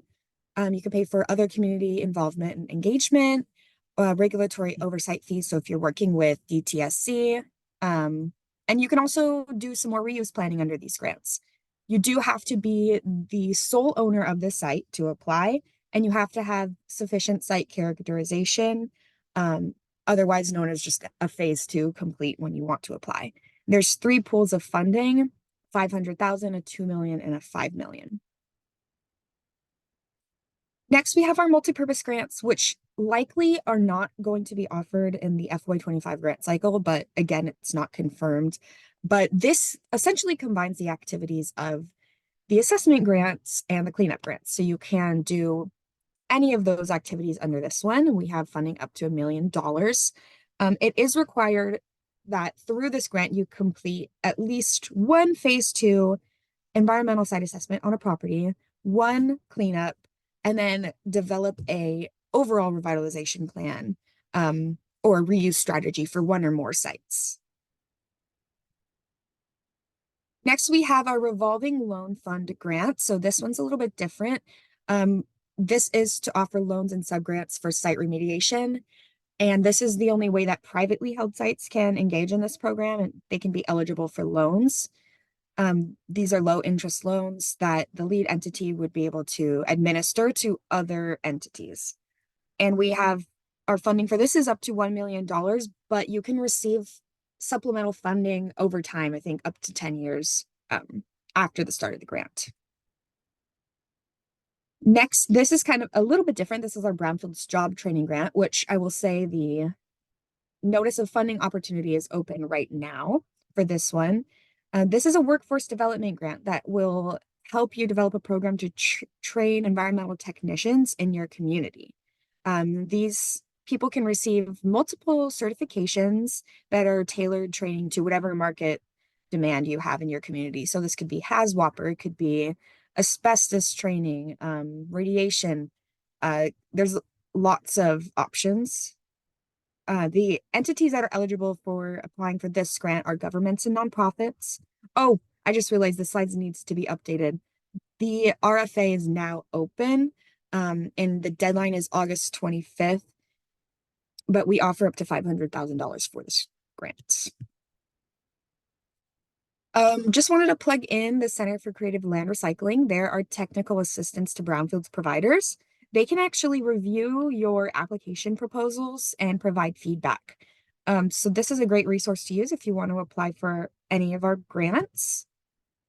And here is some more information on the solicitation schedule for what we call our MARC grants, the multipurpose assessment, cleanup, and RLF.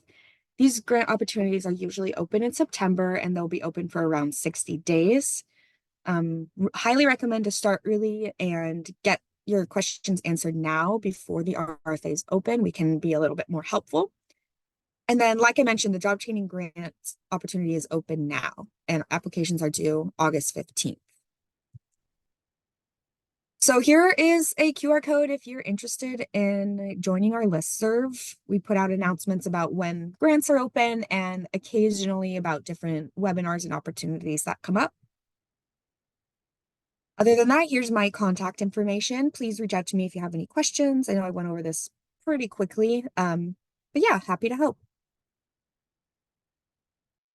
Thank you, Brooklyn, for that information. Again, I encourage all to attend the breakout rooms at the end of the funding fair so that you can ask more questions and get more information. At this time, we're going to take a quick 5-minute break, and then we're going to continue with our state agencies and our state and local agencies. So if you want to take a stretch, go get some more coffee, water, something to eat. We'll have a quick 5-minute, and my clock says 10:25, so we'll come back at 10:30.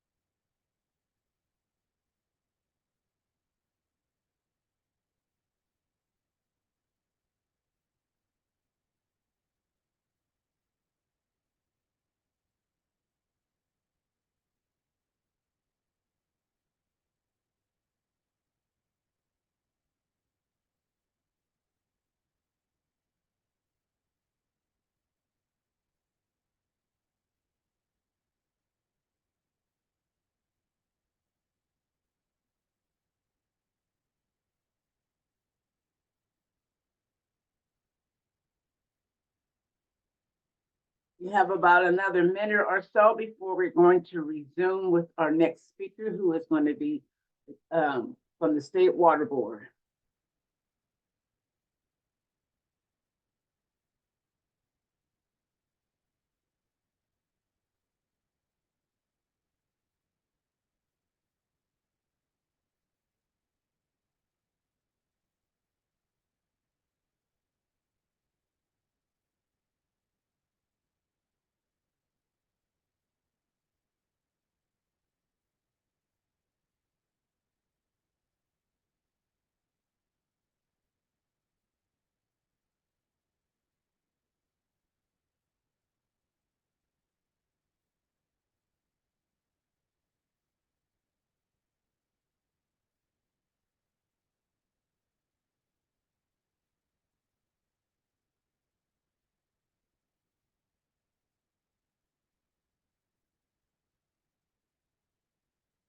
I have 10:30, and so our next speaker will be from the State Water Board, Michaela. And so I'll stop if you want to start sharing your screen, All and we right. can start the presentation.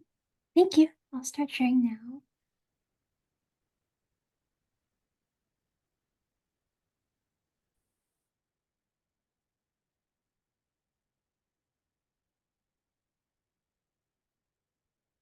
Does that look good? Yes, it does. It looks fabulous. Thank Oh, you. awesome. Thank you so much. All right. Well, good morning, everyone. My name is Michaela Ellis, and I work in the Division of Financial Assistance at the State Water Resources Control Board. The presentation today will give a brief introduction to the many grant and loan programs we offer. To learn more about each of the programs, I encourage you to visit the CFCC handbook. So the State Water Board has several wastewater funding programs that provide funding and construction projects to restore and maintain compliance with waste discharge requests and National Pollutant Discharge Elimination System permits. Grants are available for projects benefiting small, disadvantaged communities, and priority is given for septic to sewer projects. The programs include this Clean Water State Revolving Fund and the Water Recycling Funding Program. The State Water Board has numerous drinking water funding programs that I will be discussing in the next few slides. In terms of long-term solutions, the State Water Board provides funding for drinking water infrastructure projects needed to achieve or maintain compliance with the Safe Drinking Water Act requirements. Grant and low-interest loans are available. Priority is given to projects that address categories A through C or consolidation. In addition, we have funding for lead service line inventory and replacement. Programs offered include the Drinking Water State Revolving Fund, the Expedited Drinking Water Grant Funding Program, and the Lead Service Line Replacement Funding Program. The State Water Board funds drinking water interim solutions that address urgent drinking water needs. Eligible projects include bottled and hauled water, well repair, well rehabilitation and replacement, vending machines, point-of-use devices, emergency interties, or treatment systems. State small water systems and domestic wells serving disadvantaged communities and low-income households are eligible. Programs include the Cleanup and Abatement Urgent Drinking Water Needs, the County-wide and Regional Funding Program, and Emergency Drinking Water Cleanup and Abatement Account. The State Water Board provides funding that benefits daycare facilities, preschools, and K-12 schools. These programs fund point-of-use and point-of-entry treatment systems, fixture replacement, installation of drinking water fountains, and provision of interim drinking water supplies. These programs are administered by nonprofit organizations. The programs are Bottled Water for Schools Grant Program and Drinking Water for Schools Grant Program. There are several state water board drinking water funding programs that are administered by counties and nonprofit organizations. These programs provide funds to individuals and households served by domestic wells or state small water systems to address water quality issues. These programs are the Domestic Water Wells and State Smalls Program and the Drinking Water Assistance for Households. The Bipartisan Infrastructure Law, also known as the Infrastructure Investment and Jobs Act of 2021, provided the US EPA with $60 billion over 5 years to support water infrastructure, environmental cleanups, and clean air protections. The state of California received $4.3 billion of those federal funds to supplement the state revolving funds. This supplemental funding went towards additional funding for the CWSRF and DWSRF programs, the lead service line replacement, and addressing emerging contaminants. The Emerging Contaminants Funding Program provides funds towards projects that reduces people's exposure to PFAS substances and other emerging contaminants through their drinking water. Funding sources for this program include the DWSRF Emerging Contaminant Fund, the Emerging Contaminants in Small and Disadvantaged Communities Fund, and the California PFAS General Fund. Technical assistance is available to support drinking water and wastewater needs. Examples of project types that TA can assist with include funding applications, project planning and administration, engineering and environmental services, legal assistance, rate studies, income surveys, capacity building, and emergency response for drinking water only. Priority given to small disadvantaged communities and in accordance with drinking water and wastewater funding priorities. Requests are accepted continuously, and assistance will be granted based on capacity and program priorities. The State Water Board has several site cleanup funding programs. There are grants for cleanup of a site contaminated by leaking petroleum underground storage tanks, known as UST, where there is no financial responsible party. In addition, we have grants and loans to assist small business UST owners and operators to come into compliance with UST regulatory requirements. The programs are the Orphan Site Cleanup, the SB 445 Site Cleanup and Subaccount Program, and the Removal, Replacement, or Upgrading Underground Storage Tanks, also known as REST for short.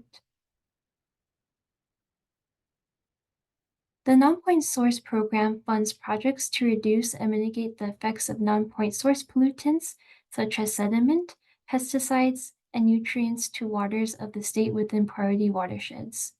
Completed proposals were accepted via FAST. The application deadline was on December 15th, 2023. At this time, I'd like to point out available resources. All the programs covered in today's presentation are included in the CFCC handbook. The Division of Financial Assistance webpage contains guidance documents, contact information, and frequently asked questions. To stay informed, please sign up for one or more of the State Water Board's email subscription lists. Please look for the Division of Financial Assistance. Many of the funding programs offered at the State Water Board, including the Drinking Water SRF and Clean Water SRF, use the Financial Assistance Application Submittal tool known as FAST. FAST is a web-based interface that is accessible 24 hours a day. The FAST Help Desk is available Monday through Friday from 8 to 5 p.m. Feel free to call or email your question. If you have questions about the funding programs outlined, please join us at the virtual breakout session today, or you can reach out to the DF General Inquiries line at 916-327-9978 after the funding fair. On behalf of the State Water Board's Division of Financial Assistance, thank you for your time and attention. Thank you, Michaela. We appreciate the information you have provided for us. And again, like she said, please, again, visit the breakout rooms at the end of the funding fair. You can ask more questions in there. The breakout rooms will stay open as long as there are people there asking questions. So our next speaker is from the Strategic Growth Council, Brianna, and I will turn it over to you. Hi there, thank you so much. Let me just get my screen shared.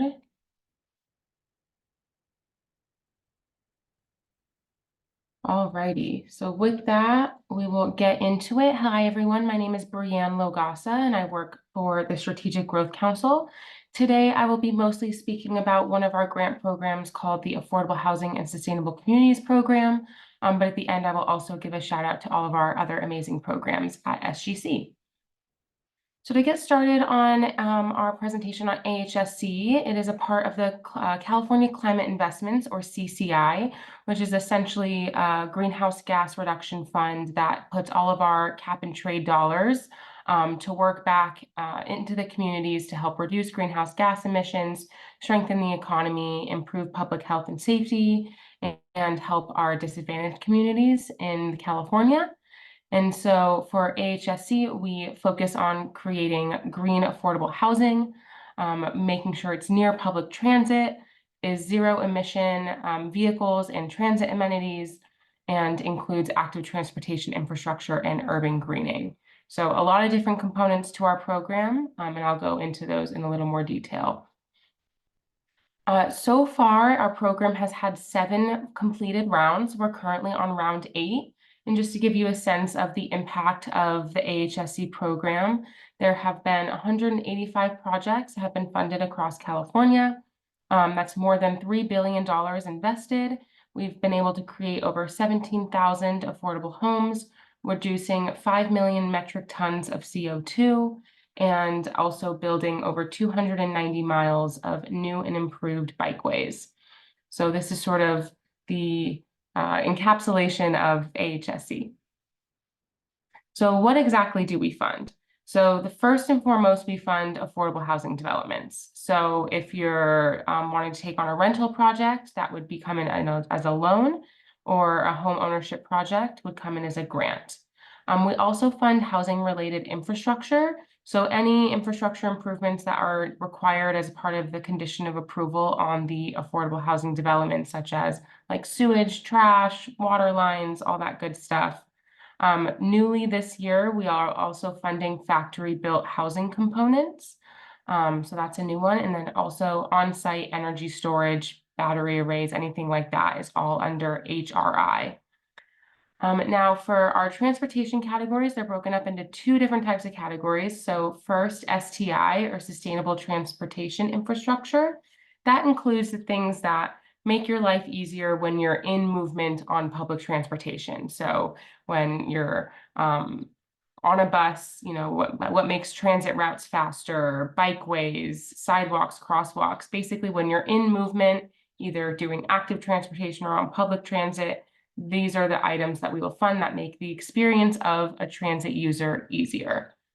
Now for TRA, or transportation related amenities, these are more amenities that make it easier for an individual who is waiting for transportation.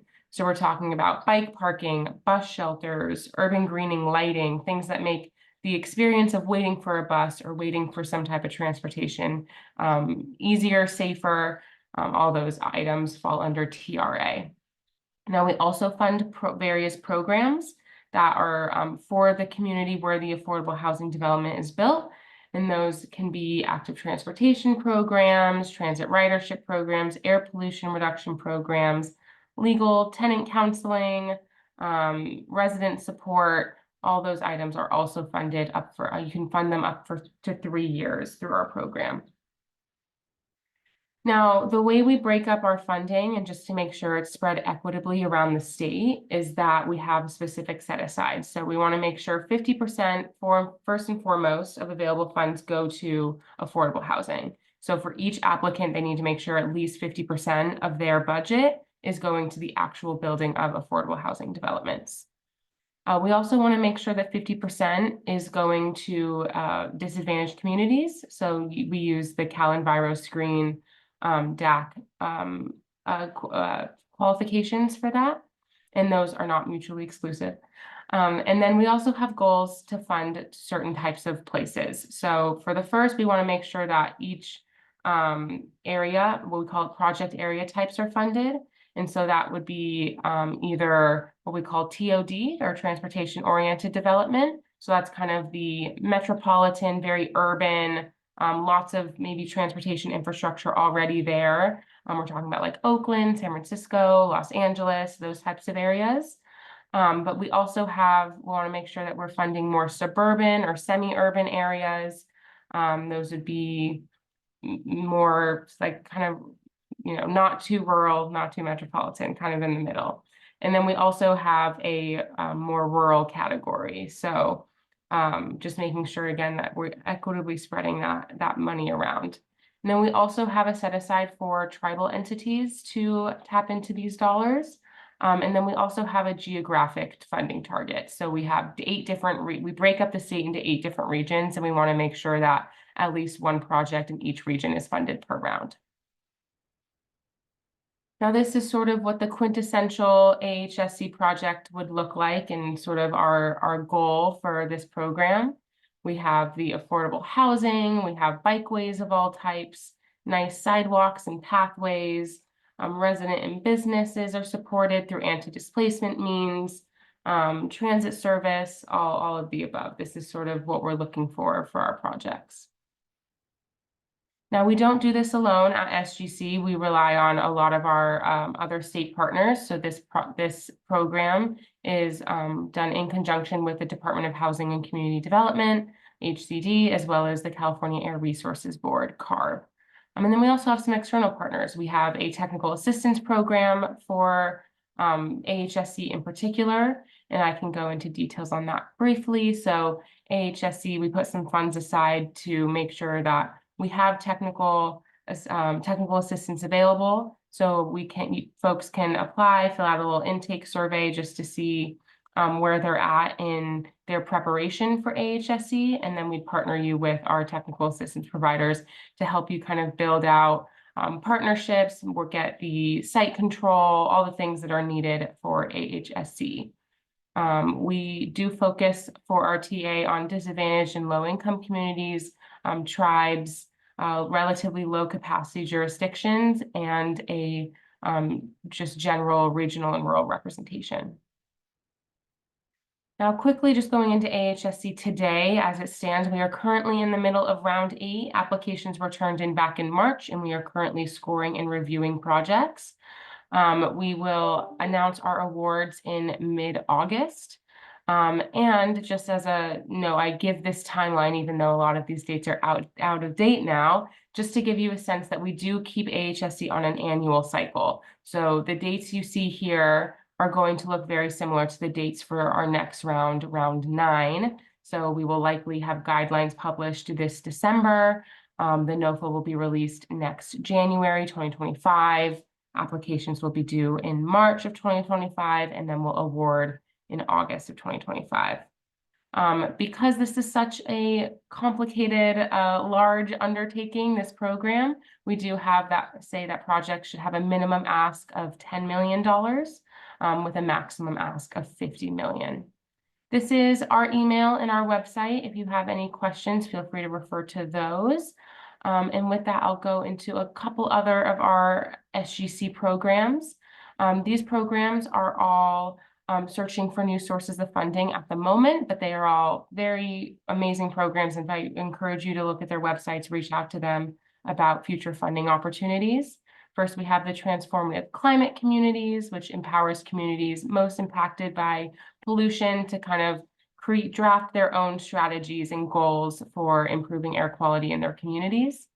We have Community Resilience Centers, which fund the construction and upgrades of neighborhood level resilience centers, kind of heat protector shelters, and programs like that.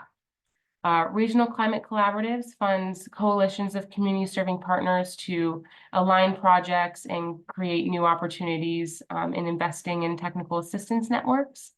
And then we also have a tribal capacity building pilot program, which provides funding and technical assistance to our tribes on kind of enhancing staff capacity and enhanced tribes goals.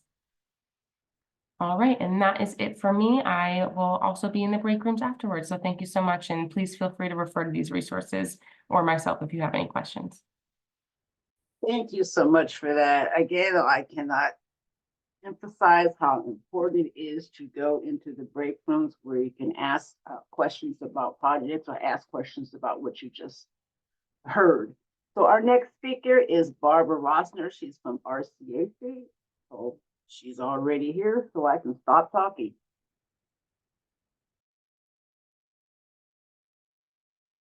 Good morning, everyone. Hi there. This is RCAC. This is Rural Community Acceptance Corp. We are a 501c3 nonprofit organization. We operate in the 13 Western states and Pacific Islands, and we serve Indigenous and rural communities through training, technical and financial assistance, and advocacy. So our Community and Environmental Services Department provides technical assistance. We help build, improve, manage, operate, or finance drinking water and wastewater systems. RCAC has helped rural communities access millions of dollars in grants and loans and train thousands of individuals. Our technical assistance can help with applying to that FAST site or a USDA RD apply.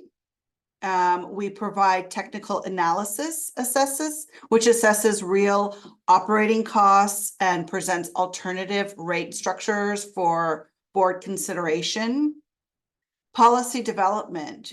We help develop financial, managerial, or operational processes, emergency response plans, vulnerability assessments, O&M manuals, and operating plans.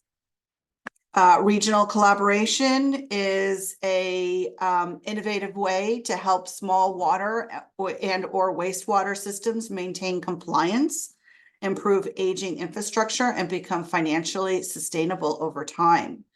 Our local presence allows us to develop partnerships with communities to identify needs and set goals, and help those communities select the best options to meet those goals. We also provide training where we work with operators and administrators to ensure delivery of safe drinking water. And lastly, we perform income surveys. This determines eligibility for state and federal DAC status. We conduct median household income surveys for drinking water, wastewater services, and such.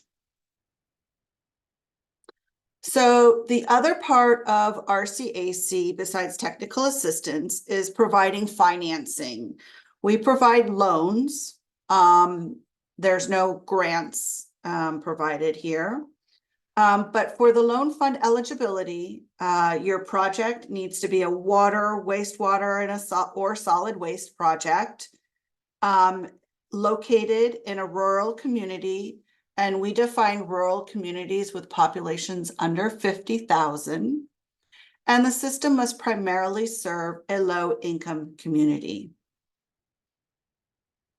Borrower eligibility include nonprofit organizations, government entities, and federal or state recognized entities.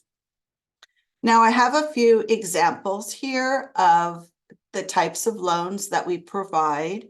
In California, a large percentage of our loans are similar to this example.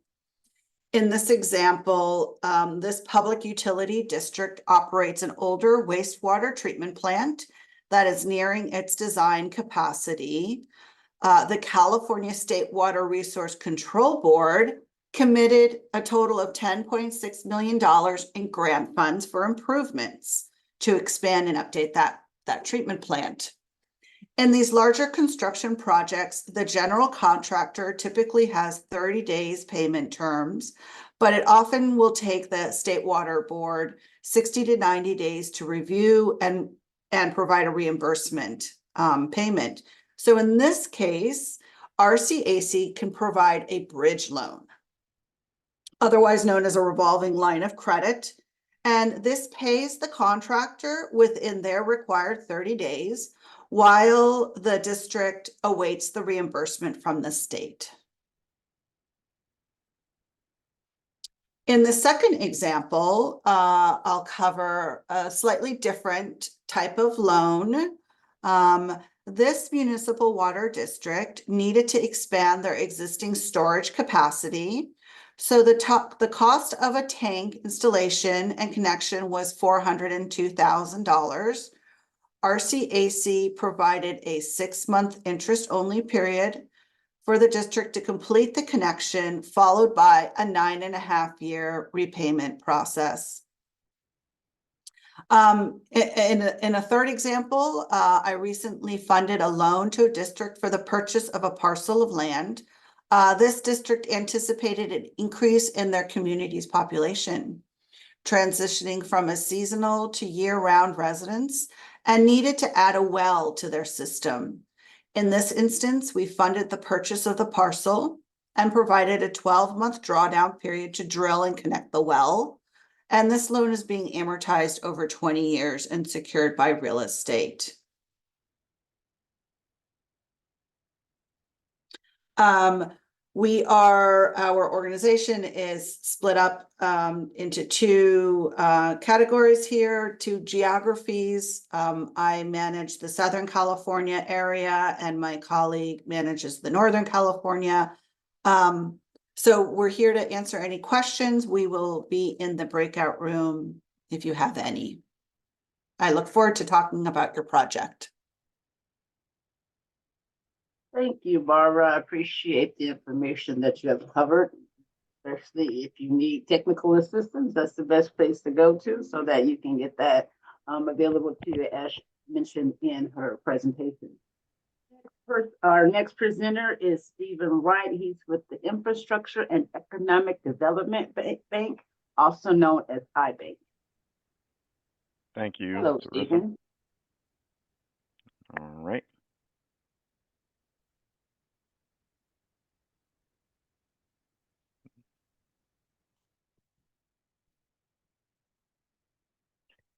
Good morning, everyone.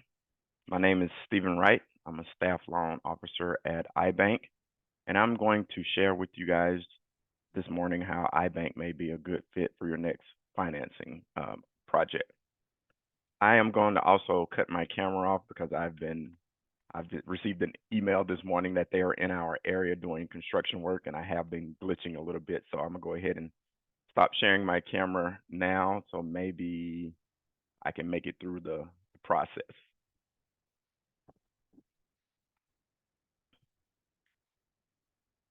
So a little bit about iBank.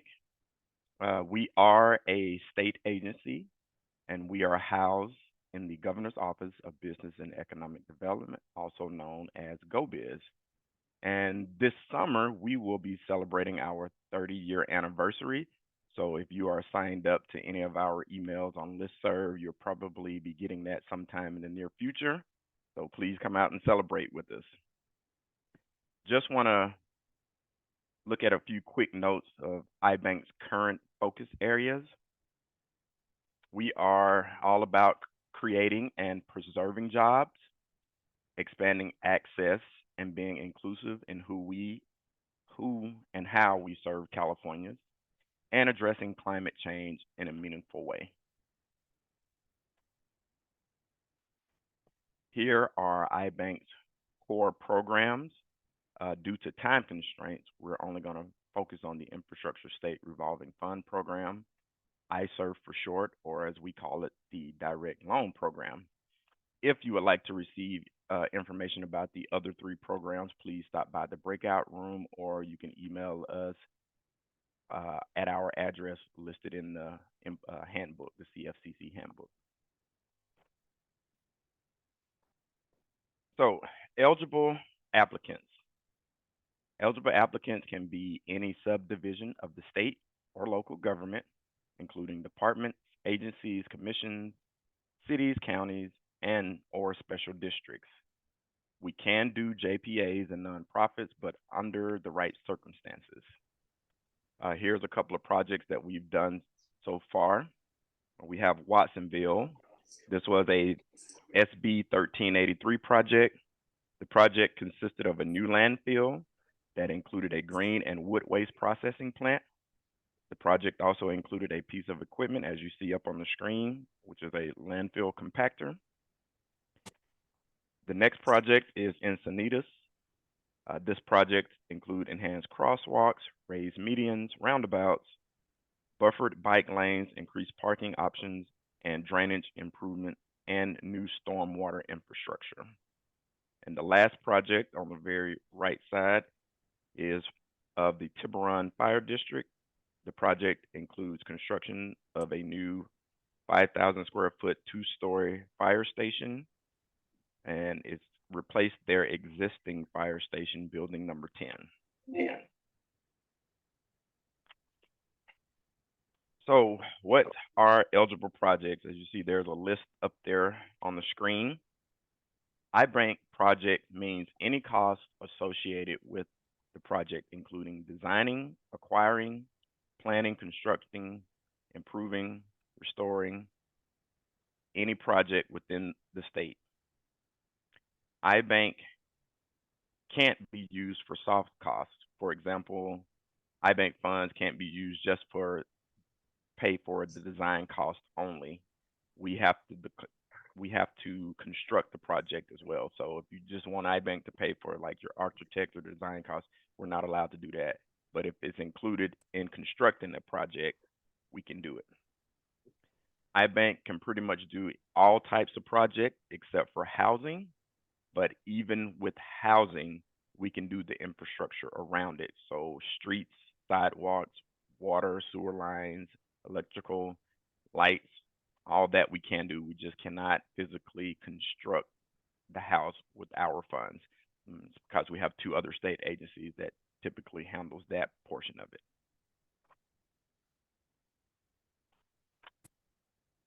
Determining if a project is viable, iBank typically looks at cash flow, and this is usually your audited financial statements. We typically look anywhere between at 3 and 5 years of your audited financials, and sometimes if it's a tight cash flow over the prior years, we'd also want to look at 5 years of projections as well.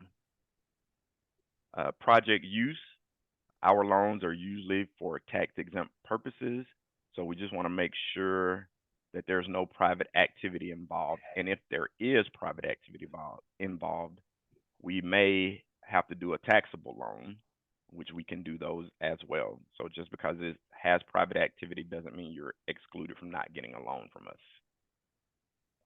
Lease agreements.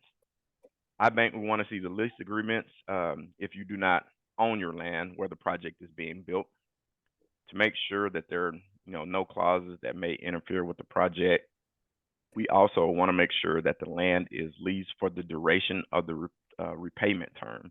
So we run into a lot of situations where people come to us and they only have 10 years left on the agreement, but they want a 20 or 30-year term. So we have to sometimes get it amended. They have to get their lease agreement amended. Repayment source. We typically want a dedicated repayment source for our projects. iBank usually looks at 2, which is the general fund and enterprise fund. With enterprise fund as the repayment, we just take a pledge on the system revenues. With general fund repayment, we do a leaseback structure, and we usually want to take any unencumbered asset that you have for the project. Why choose iBank for your next infrastructure project? There's several reasons listed up there on the screen, but some of the most important ones is we offer first come, first serve base. on a first come, first served basis. We have no scoring mechanism. We help you in every step of the way. We get a lot of new borrowers sometimes. They're like, we don't know what to do. So we kind of hold their hand and walk them through the process. Applications are accepted year round. We just about have a board meeting every month. Sometimes they do get canceled due to not having enough board members there, but for the most part, we have one every month. And here is our contact information. Please feel free to stop by the breakout room, and I'll be happy to answer any questions that you all may have. Thank you, and I'm gonna turn it back over to the hands of Sarissa. Thank you for that information. Always helpful to know where you can get money. Always a nice idea. Again, we have two speakers left. One is coming up. Her name is Olivia Duarte, and she's from the Governor's Office of Emergency Services.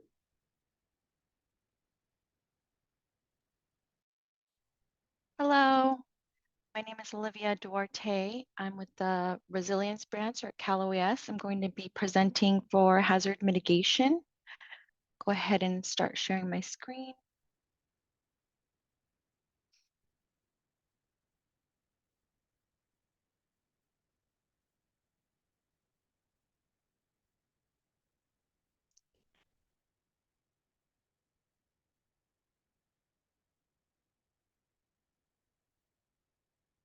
Okay, so for the Resilience Branch Technical Assistance Division, I'm with the Climate and Flood Resilience Unit.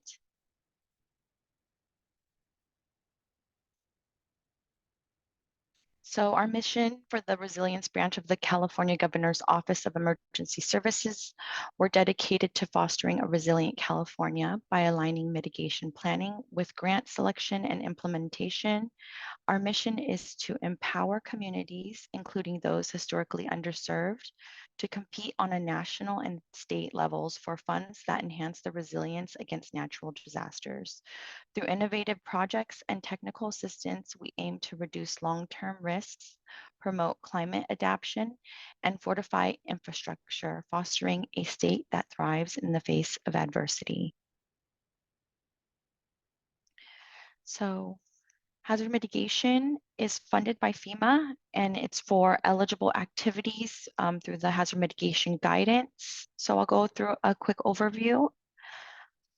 What is hazard mitigation? It's any sustained action taken to reduce or eliminate long-term risks to people and property from natural hazard events and their effects. The long-term impact of hazard mitigation actions can be distinguished from those actions that are more closely associated with immediate preparedness, response, and recovery activities, as hazard mitigation is the only emergency management phase specifically dedicated to breaking the cycle of damage, reconstruction, and repeated damage. So our hazard mitigation programs are the HMGP program. That's the Hazard Mitigation Grant Program. This is available after a major disaster declaration, and it's used to reduce risks from natural hazards. There's also HMGP post-fire that's under the Hazard Mitigation Grant Program, but this prioritizes communities impacted by wildfire to mitigate fire and post-fire hazards. Then we have the FMA and FMA Swift Current. That's a flood mitigation assistance. This is annual. It reduces or eliminates risk of repetitive flood damage to buildings and structures insured under NFIP, that's National Flood Insurance Program. And then we have the BRIC program. It's building resilient communities, annual as well. Nationally competitive. The funding is for new and innovative infrastructure projects that reduce risks from natural hazards. And there's also a rehabilitation of high hazard potential dam grant program. And this provides technical planning, design, and construction assistance in the form of grants for rehabilitation of eligible high hazard potential dam in jurisdictions that address dam hazards in their local hazard mitigation programs. And this one's managed by Department of Water Resources. So eligible activities under these grant programs would be planning grants. This would be for the planning grants, it's a deliverable that is a FEMA approved local hazard mitigation plan or an update. Could be new as well. Planning related activity grants. These are to aim to integrate local hazard mitigation plans to other planning mechanisms, outreach, education for your local hazard mitigation plan, or flood plain management. There's also project scoping. This should be used when the mitigation problem and solution are not known and you need to evaluate a potential intervention. For example, the proposed activity results in a resource, strategy, or tangible mitigation product that will reduce or eliminate risk and damage from future flooding and increase resilience. There's also construction projects. These are structural mitigation. So AD, that's acquisition and demolition, elevation, reconstruction, drainage improvements, flood control, nature-based solutions. Going into nature-based solutions, these include but are not limited to restoration of grasslands, rivers, floodplains, wetlands, dunes, and reefs, living shorelines, soil stabilization, aquifer storage, and recovery bioretention systems. So who is eligible for this funding? State agencies, local governments, counties, cities, towns, etc. Special districts, federally recognized tribes, private nonprofit organizations. Although they're not eligible for BRIC or FMA, they're eligible for HMGP and the post-fire. The entity must have a FEMA approved and locally adopted LHMP, that's the local hazard mitigation. And the private nonprofits in the hazard mitigation grant program are exempt from this requirement. So they don't need to have their local hazard mitigation plan, but they do need to, there needs to be a plan in place for the area that they're doing the project or activity. So to submit a subgrant to Cal OES, the process would include a project scoping call. So we would go ahead and have the technical assistance unit have someone reach out and scope your project and talk about eligibility, your ideas. You would submit a notice of interest and they're accepted at any time, and the priority is given to sub-applicants who submit by deadlines. The deadlines are usually in the notice of funding opportunities for each program that we provide. Also, the notice of interest that you submit, they're reviewed by Cal OES. Sub-applicants with eligible activities will be invited to attend a sub-application development webinar or workshop. Sub-application would be submitted to Cal OES. Then Cal OES would review your sub-application, and we would provide a request for information if there was anything that you may need to include in your application, and would go ahead and provide that technical assistance for the request for information. Once your sub-application is complete, we would submit the sub-application to FEMA, and then FEMA may have some additional RFIs. Examples would be for EHP, environmental historic preservation, or just general sub-application questions. Factoring equity into funding considerations, FEMA and Cal OES are interested in helping to provide priority to communities that are underserved or have a high social vulnerability index. And these are the tools and links to find out if your community is in these zones or what level of where they fall out in the social vulnerability index. There's screening tools as well. For BRIC and FMA, scoring and ranking criteria incorporate equity considerations and require communities to address how the project will directly benefit disadvantaged communities. For hazard mitigation program, the state scoring ranking considerations include equity considerations, protecting a socially vulnerable community, and addressing disadvantaged groups.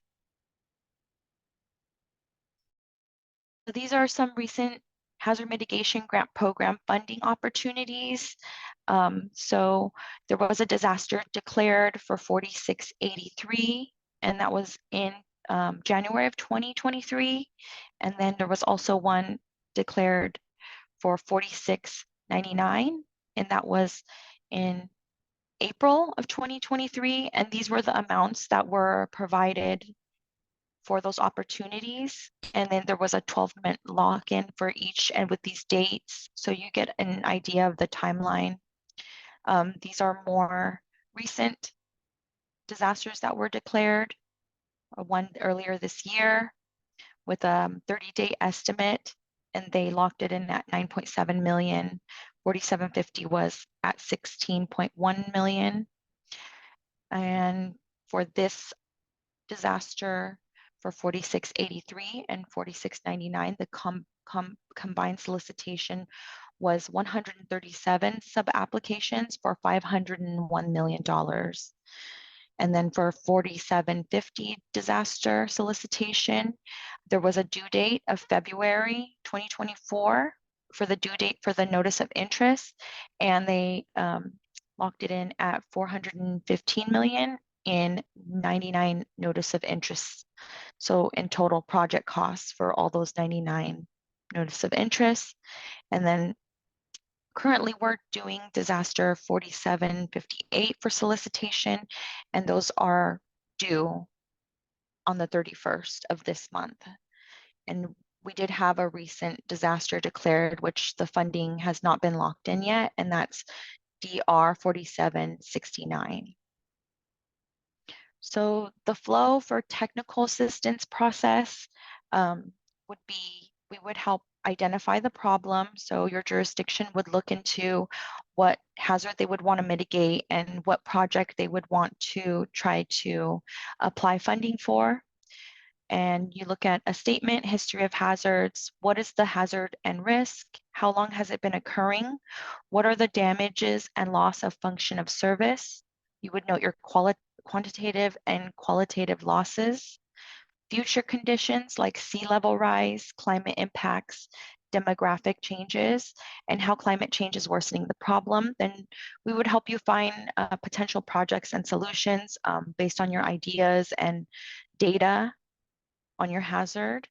And that would include planning studies, feasibility studies, capital project plans, new budgetary needs and requests, comprehensive stakeholder engagement for project identification. Do you know if the solution is feasible and what may be the challenges with implementation? Our technical assistant unit would help with project scoping, how to identify projects that may be eligible, feasible, and cost effective. There's a BCA that you need to complete to determine if the project is eligible, cost effective wise with FEMA's criteria. The goal is to identify projects that would be competitive with their FEMA's priorities and focus time and resources on good fundable projects. These additional points are what would be included in your sub-application, and all of the information here would be on this side. So basically a scope of work would be developed, cost estimate narrative describing the anticipated costs, data collection for cost-effective screening, and like I said, FEMA credible cost-benefit analysis, which we do give technical assistance to formulate that.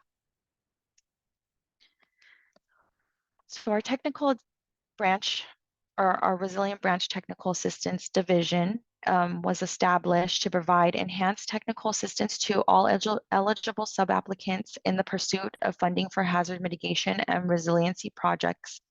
We have 3 technical assistance units comprised of the subject matter experts who will support in the development of grant sub-application that's eligible, feasible, and cost-effective. The team will also assist in identifying alternative funding opportunities for projects that promote resilience, but may not meet the requirements of the FEMA hazard mitigation grant programs. We have a unit for climate and flooding, one for wildfire, and one for infrastructure. Our goal is to develop sub-applications in advance of the next available funding opportunity to streamline the application process and ensure that all jurisdictions can apply for mitigation funding.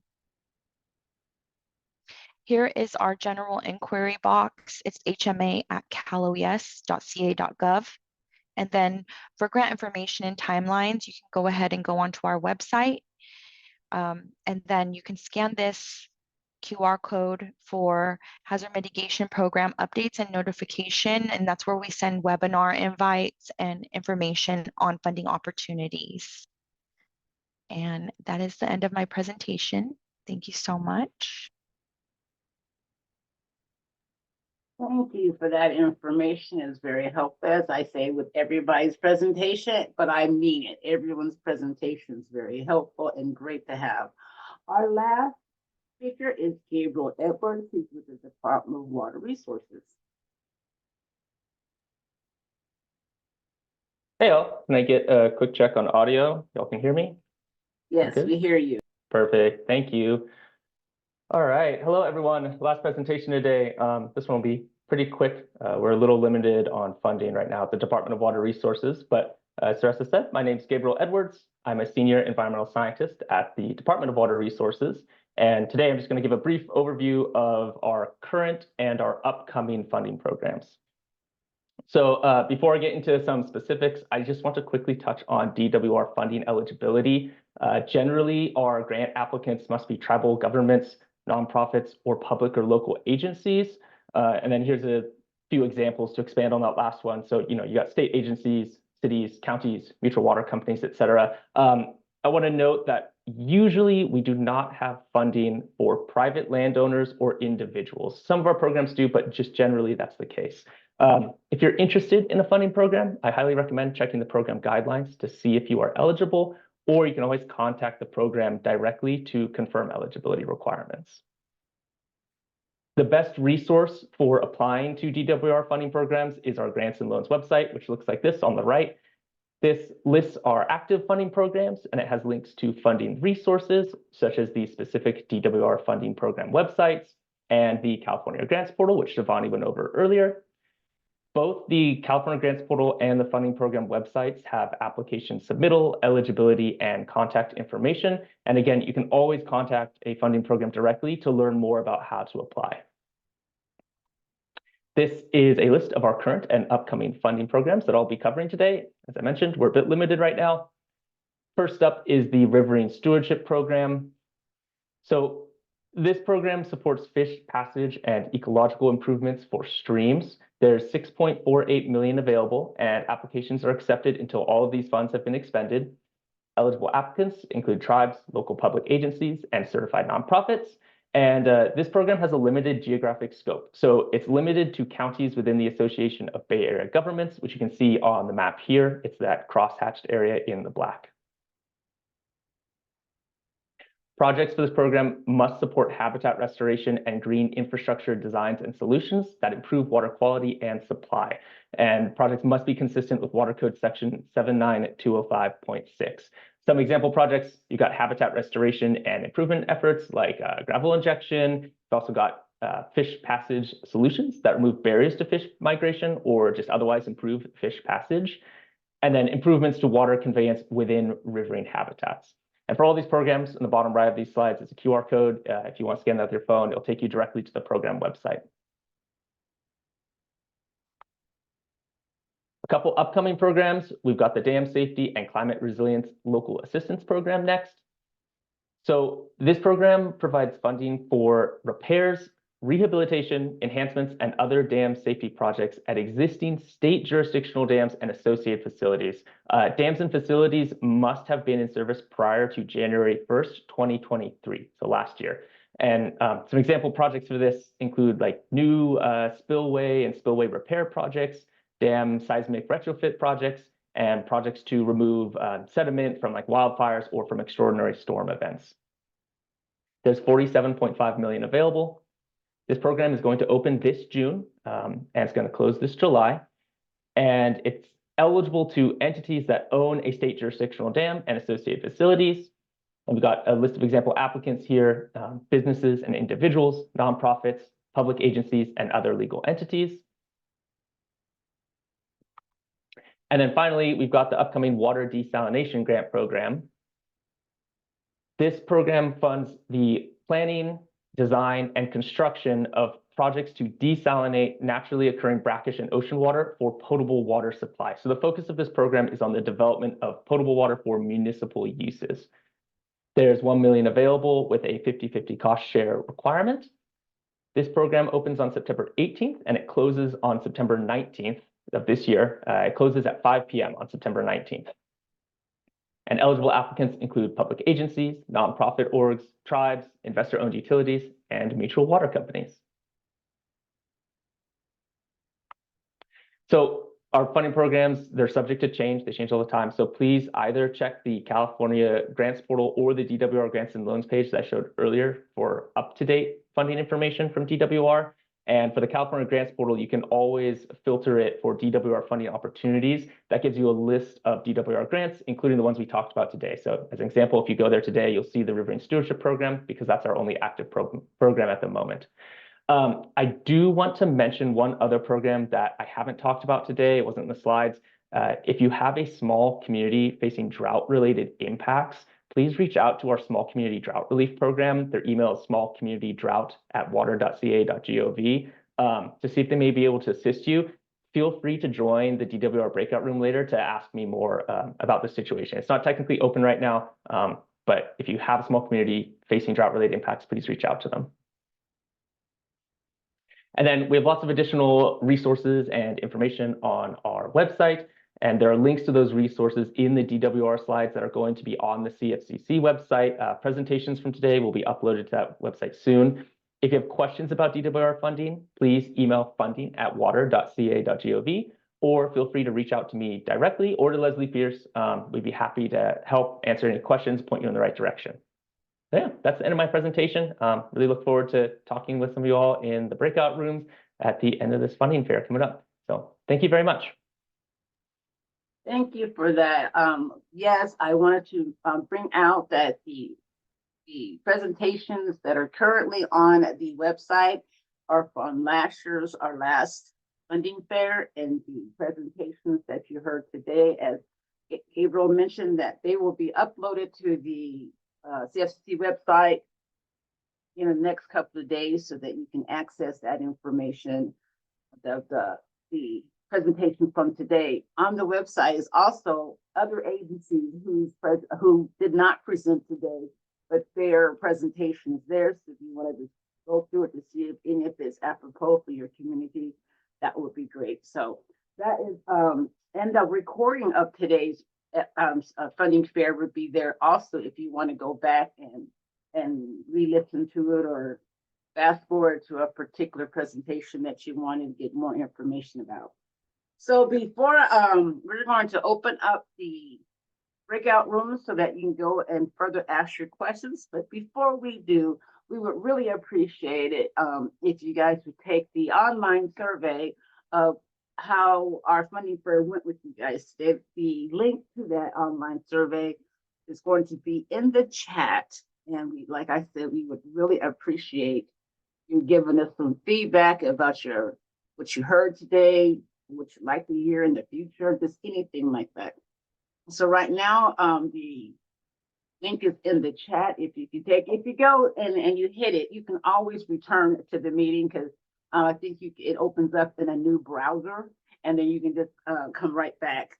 So again, I will be opening up the breakout rooms. If you don't see the breakout rooms, the 4 little squares at the bottom of your page, it's because you do not have it in full screen mode so that you can see all the breakout rooms. All you have to do is hit more at the bottom of your screen, and the breakout rooms are there for you to look at. So I thank you for this. We really appreciate all of you showing interest in the funding fair, and it shows that you have an interest in your own communities. Thank you guys very much for that today.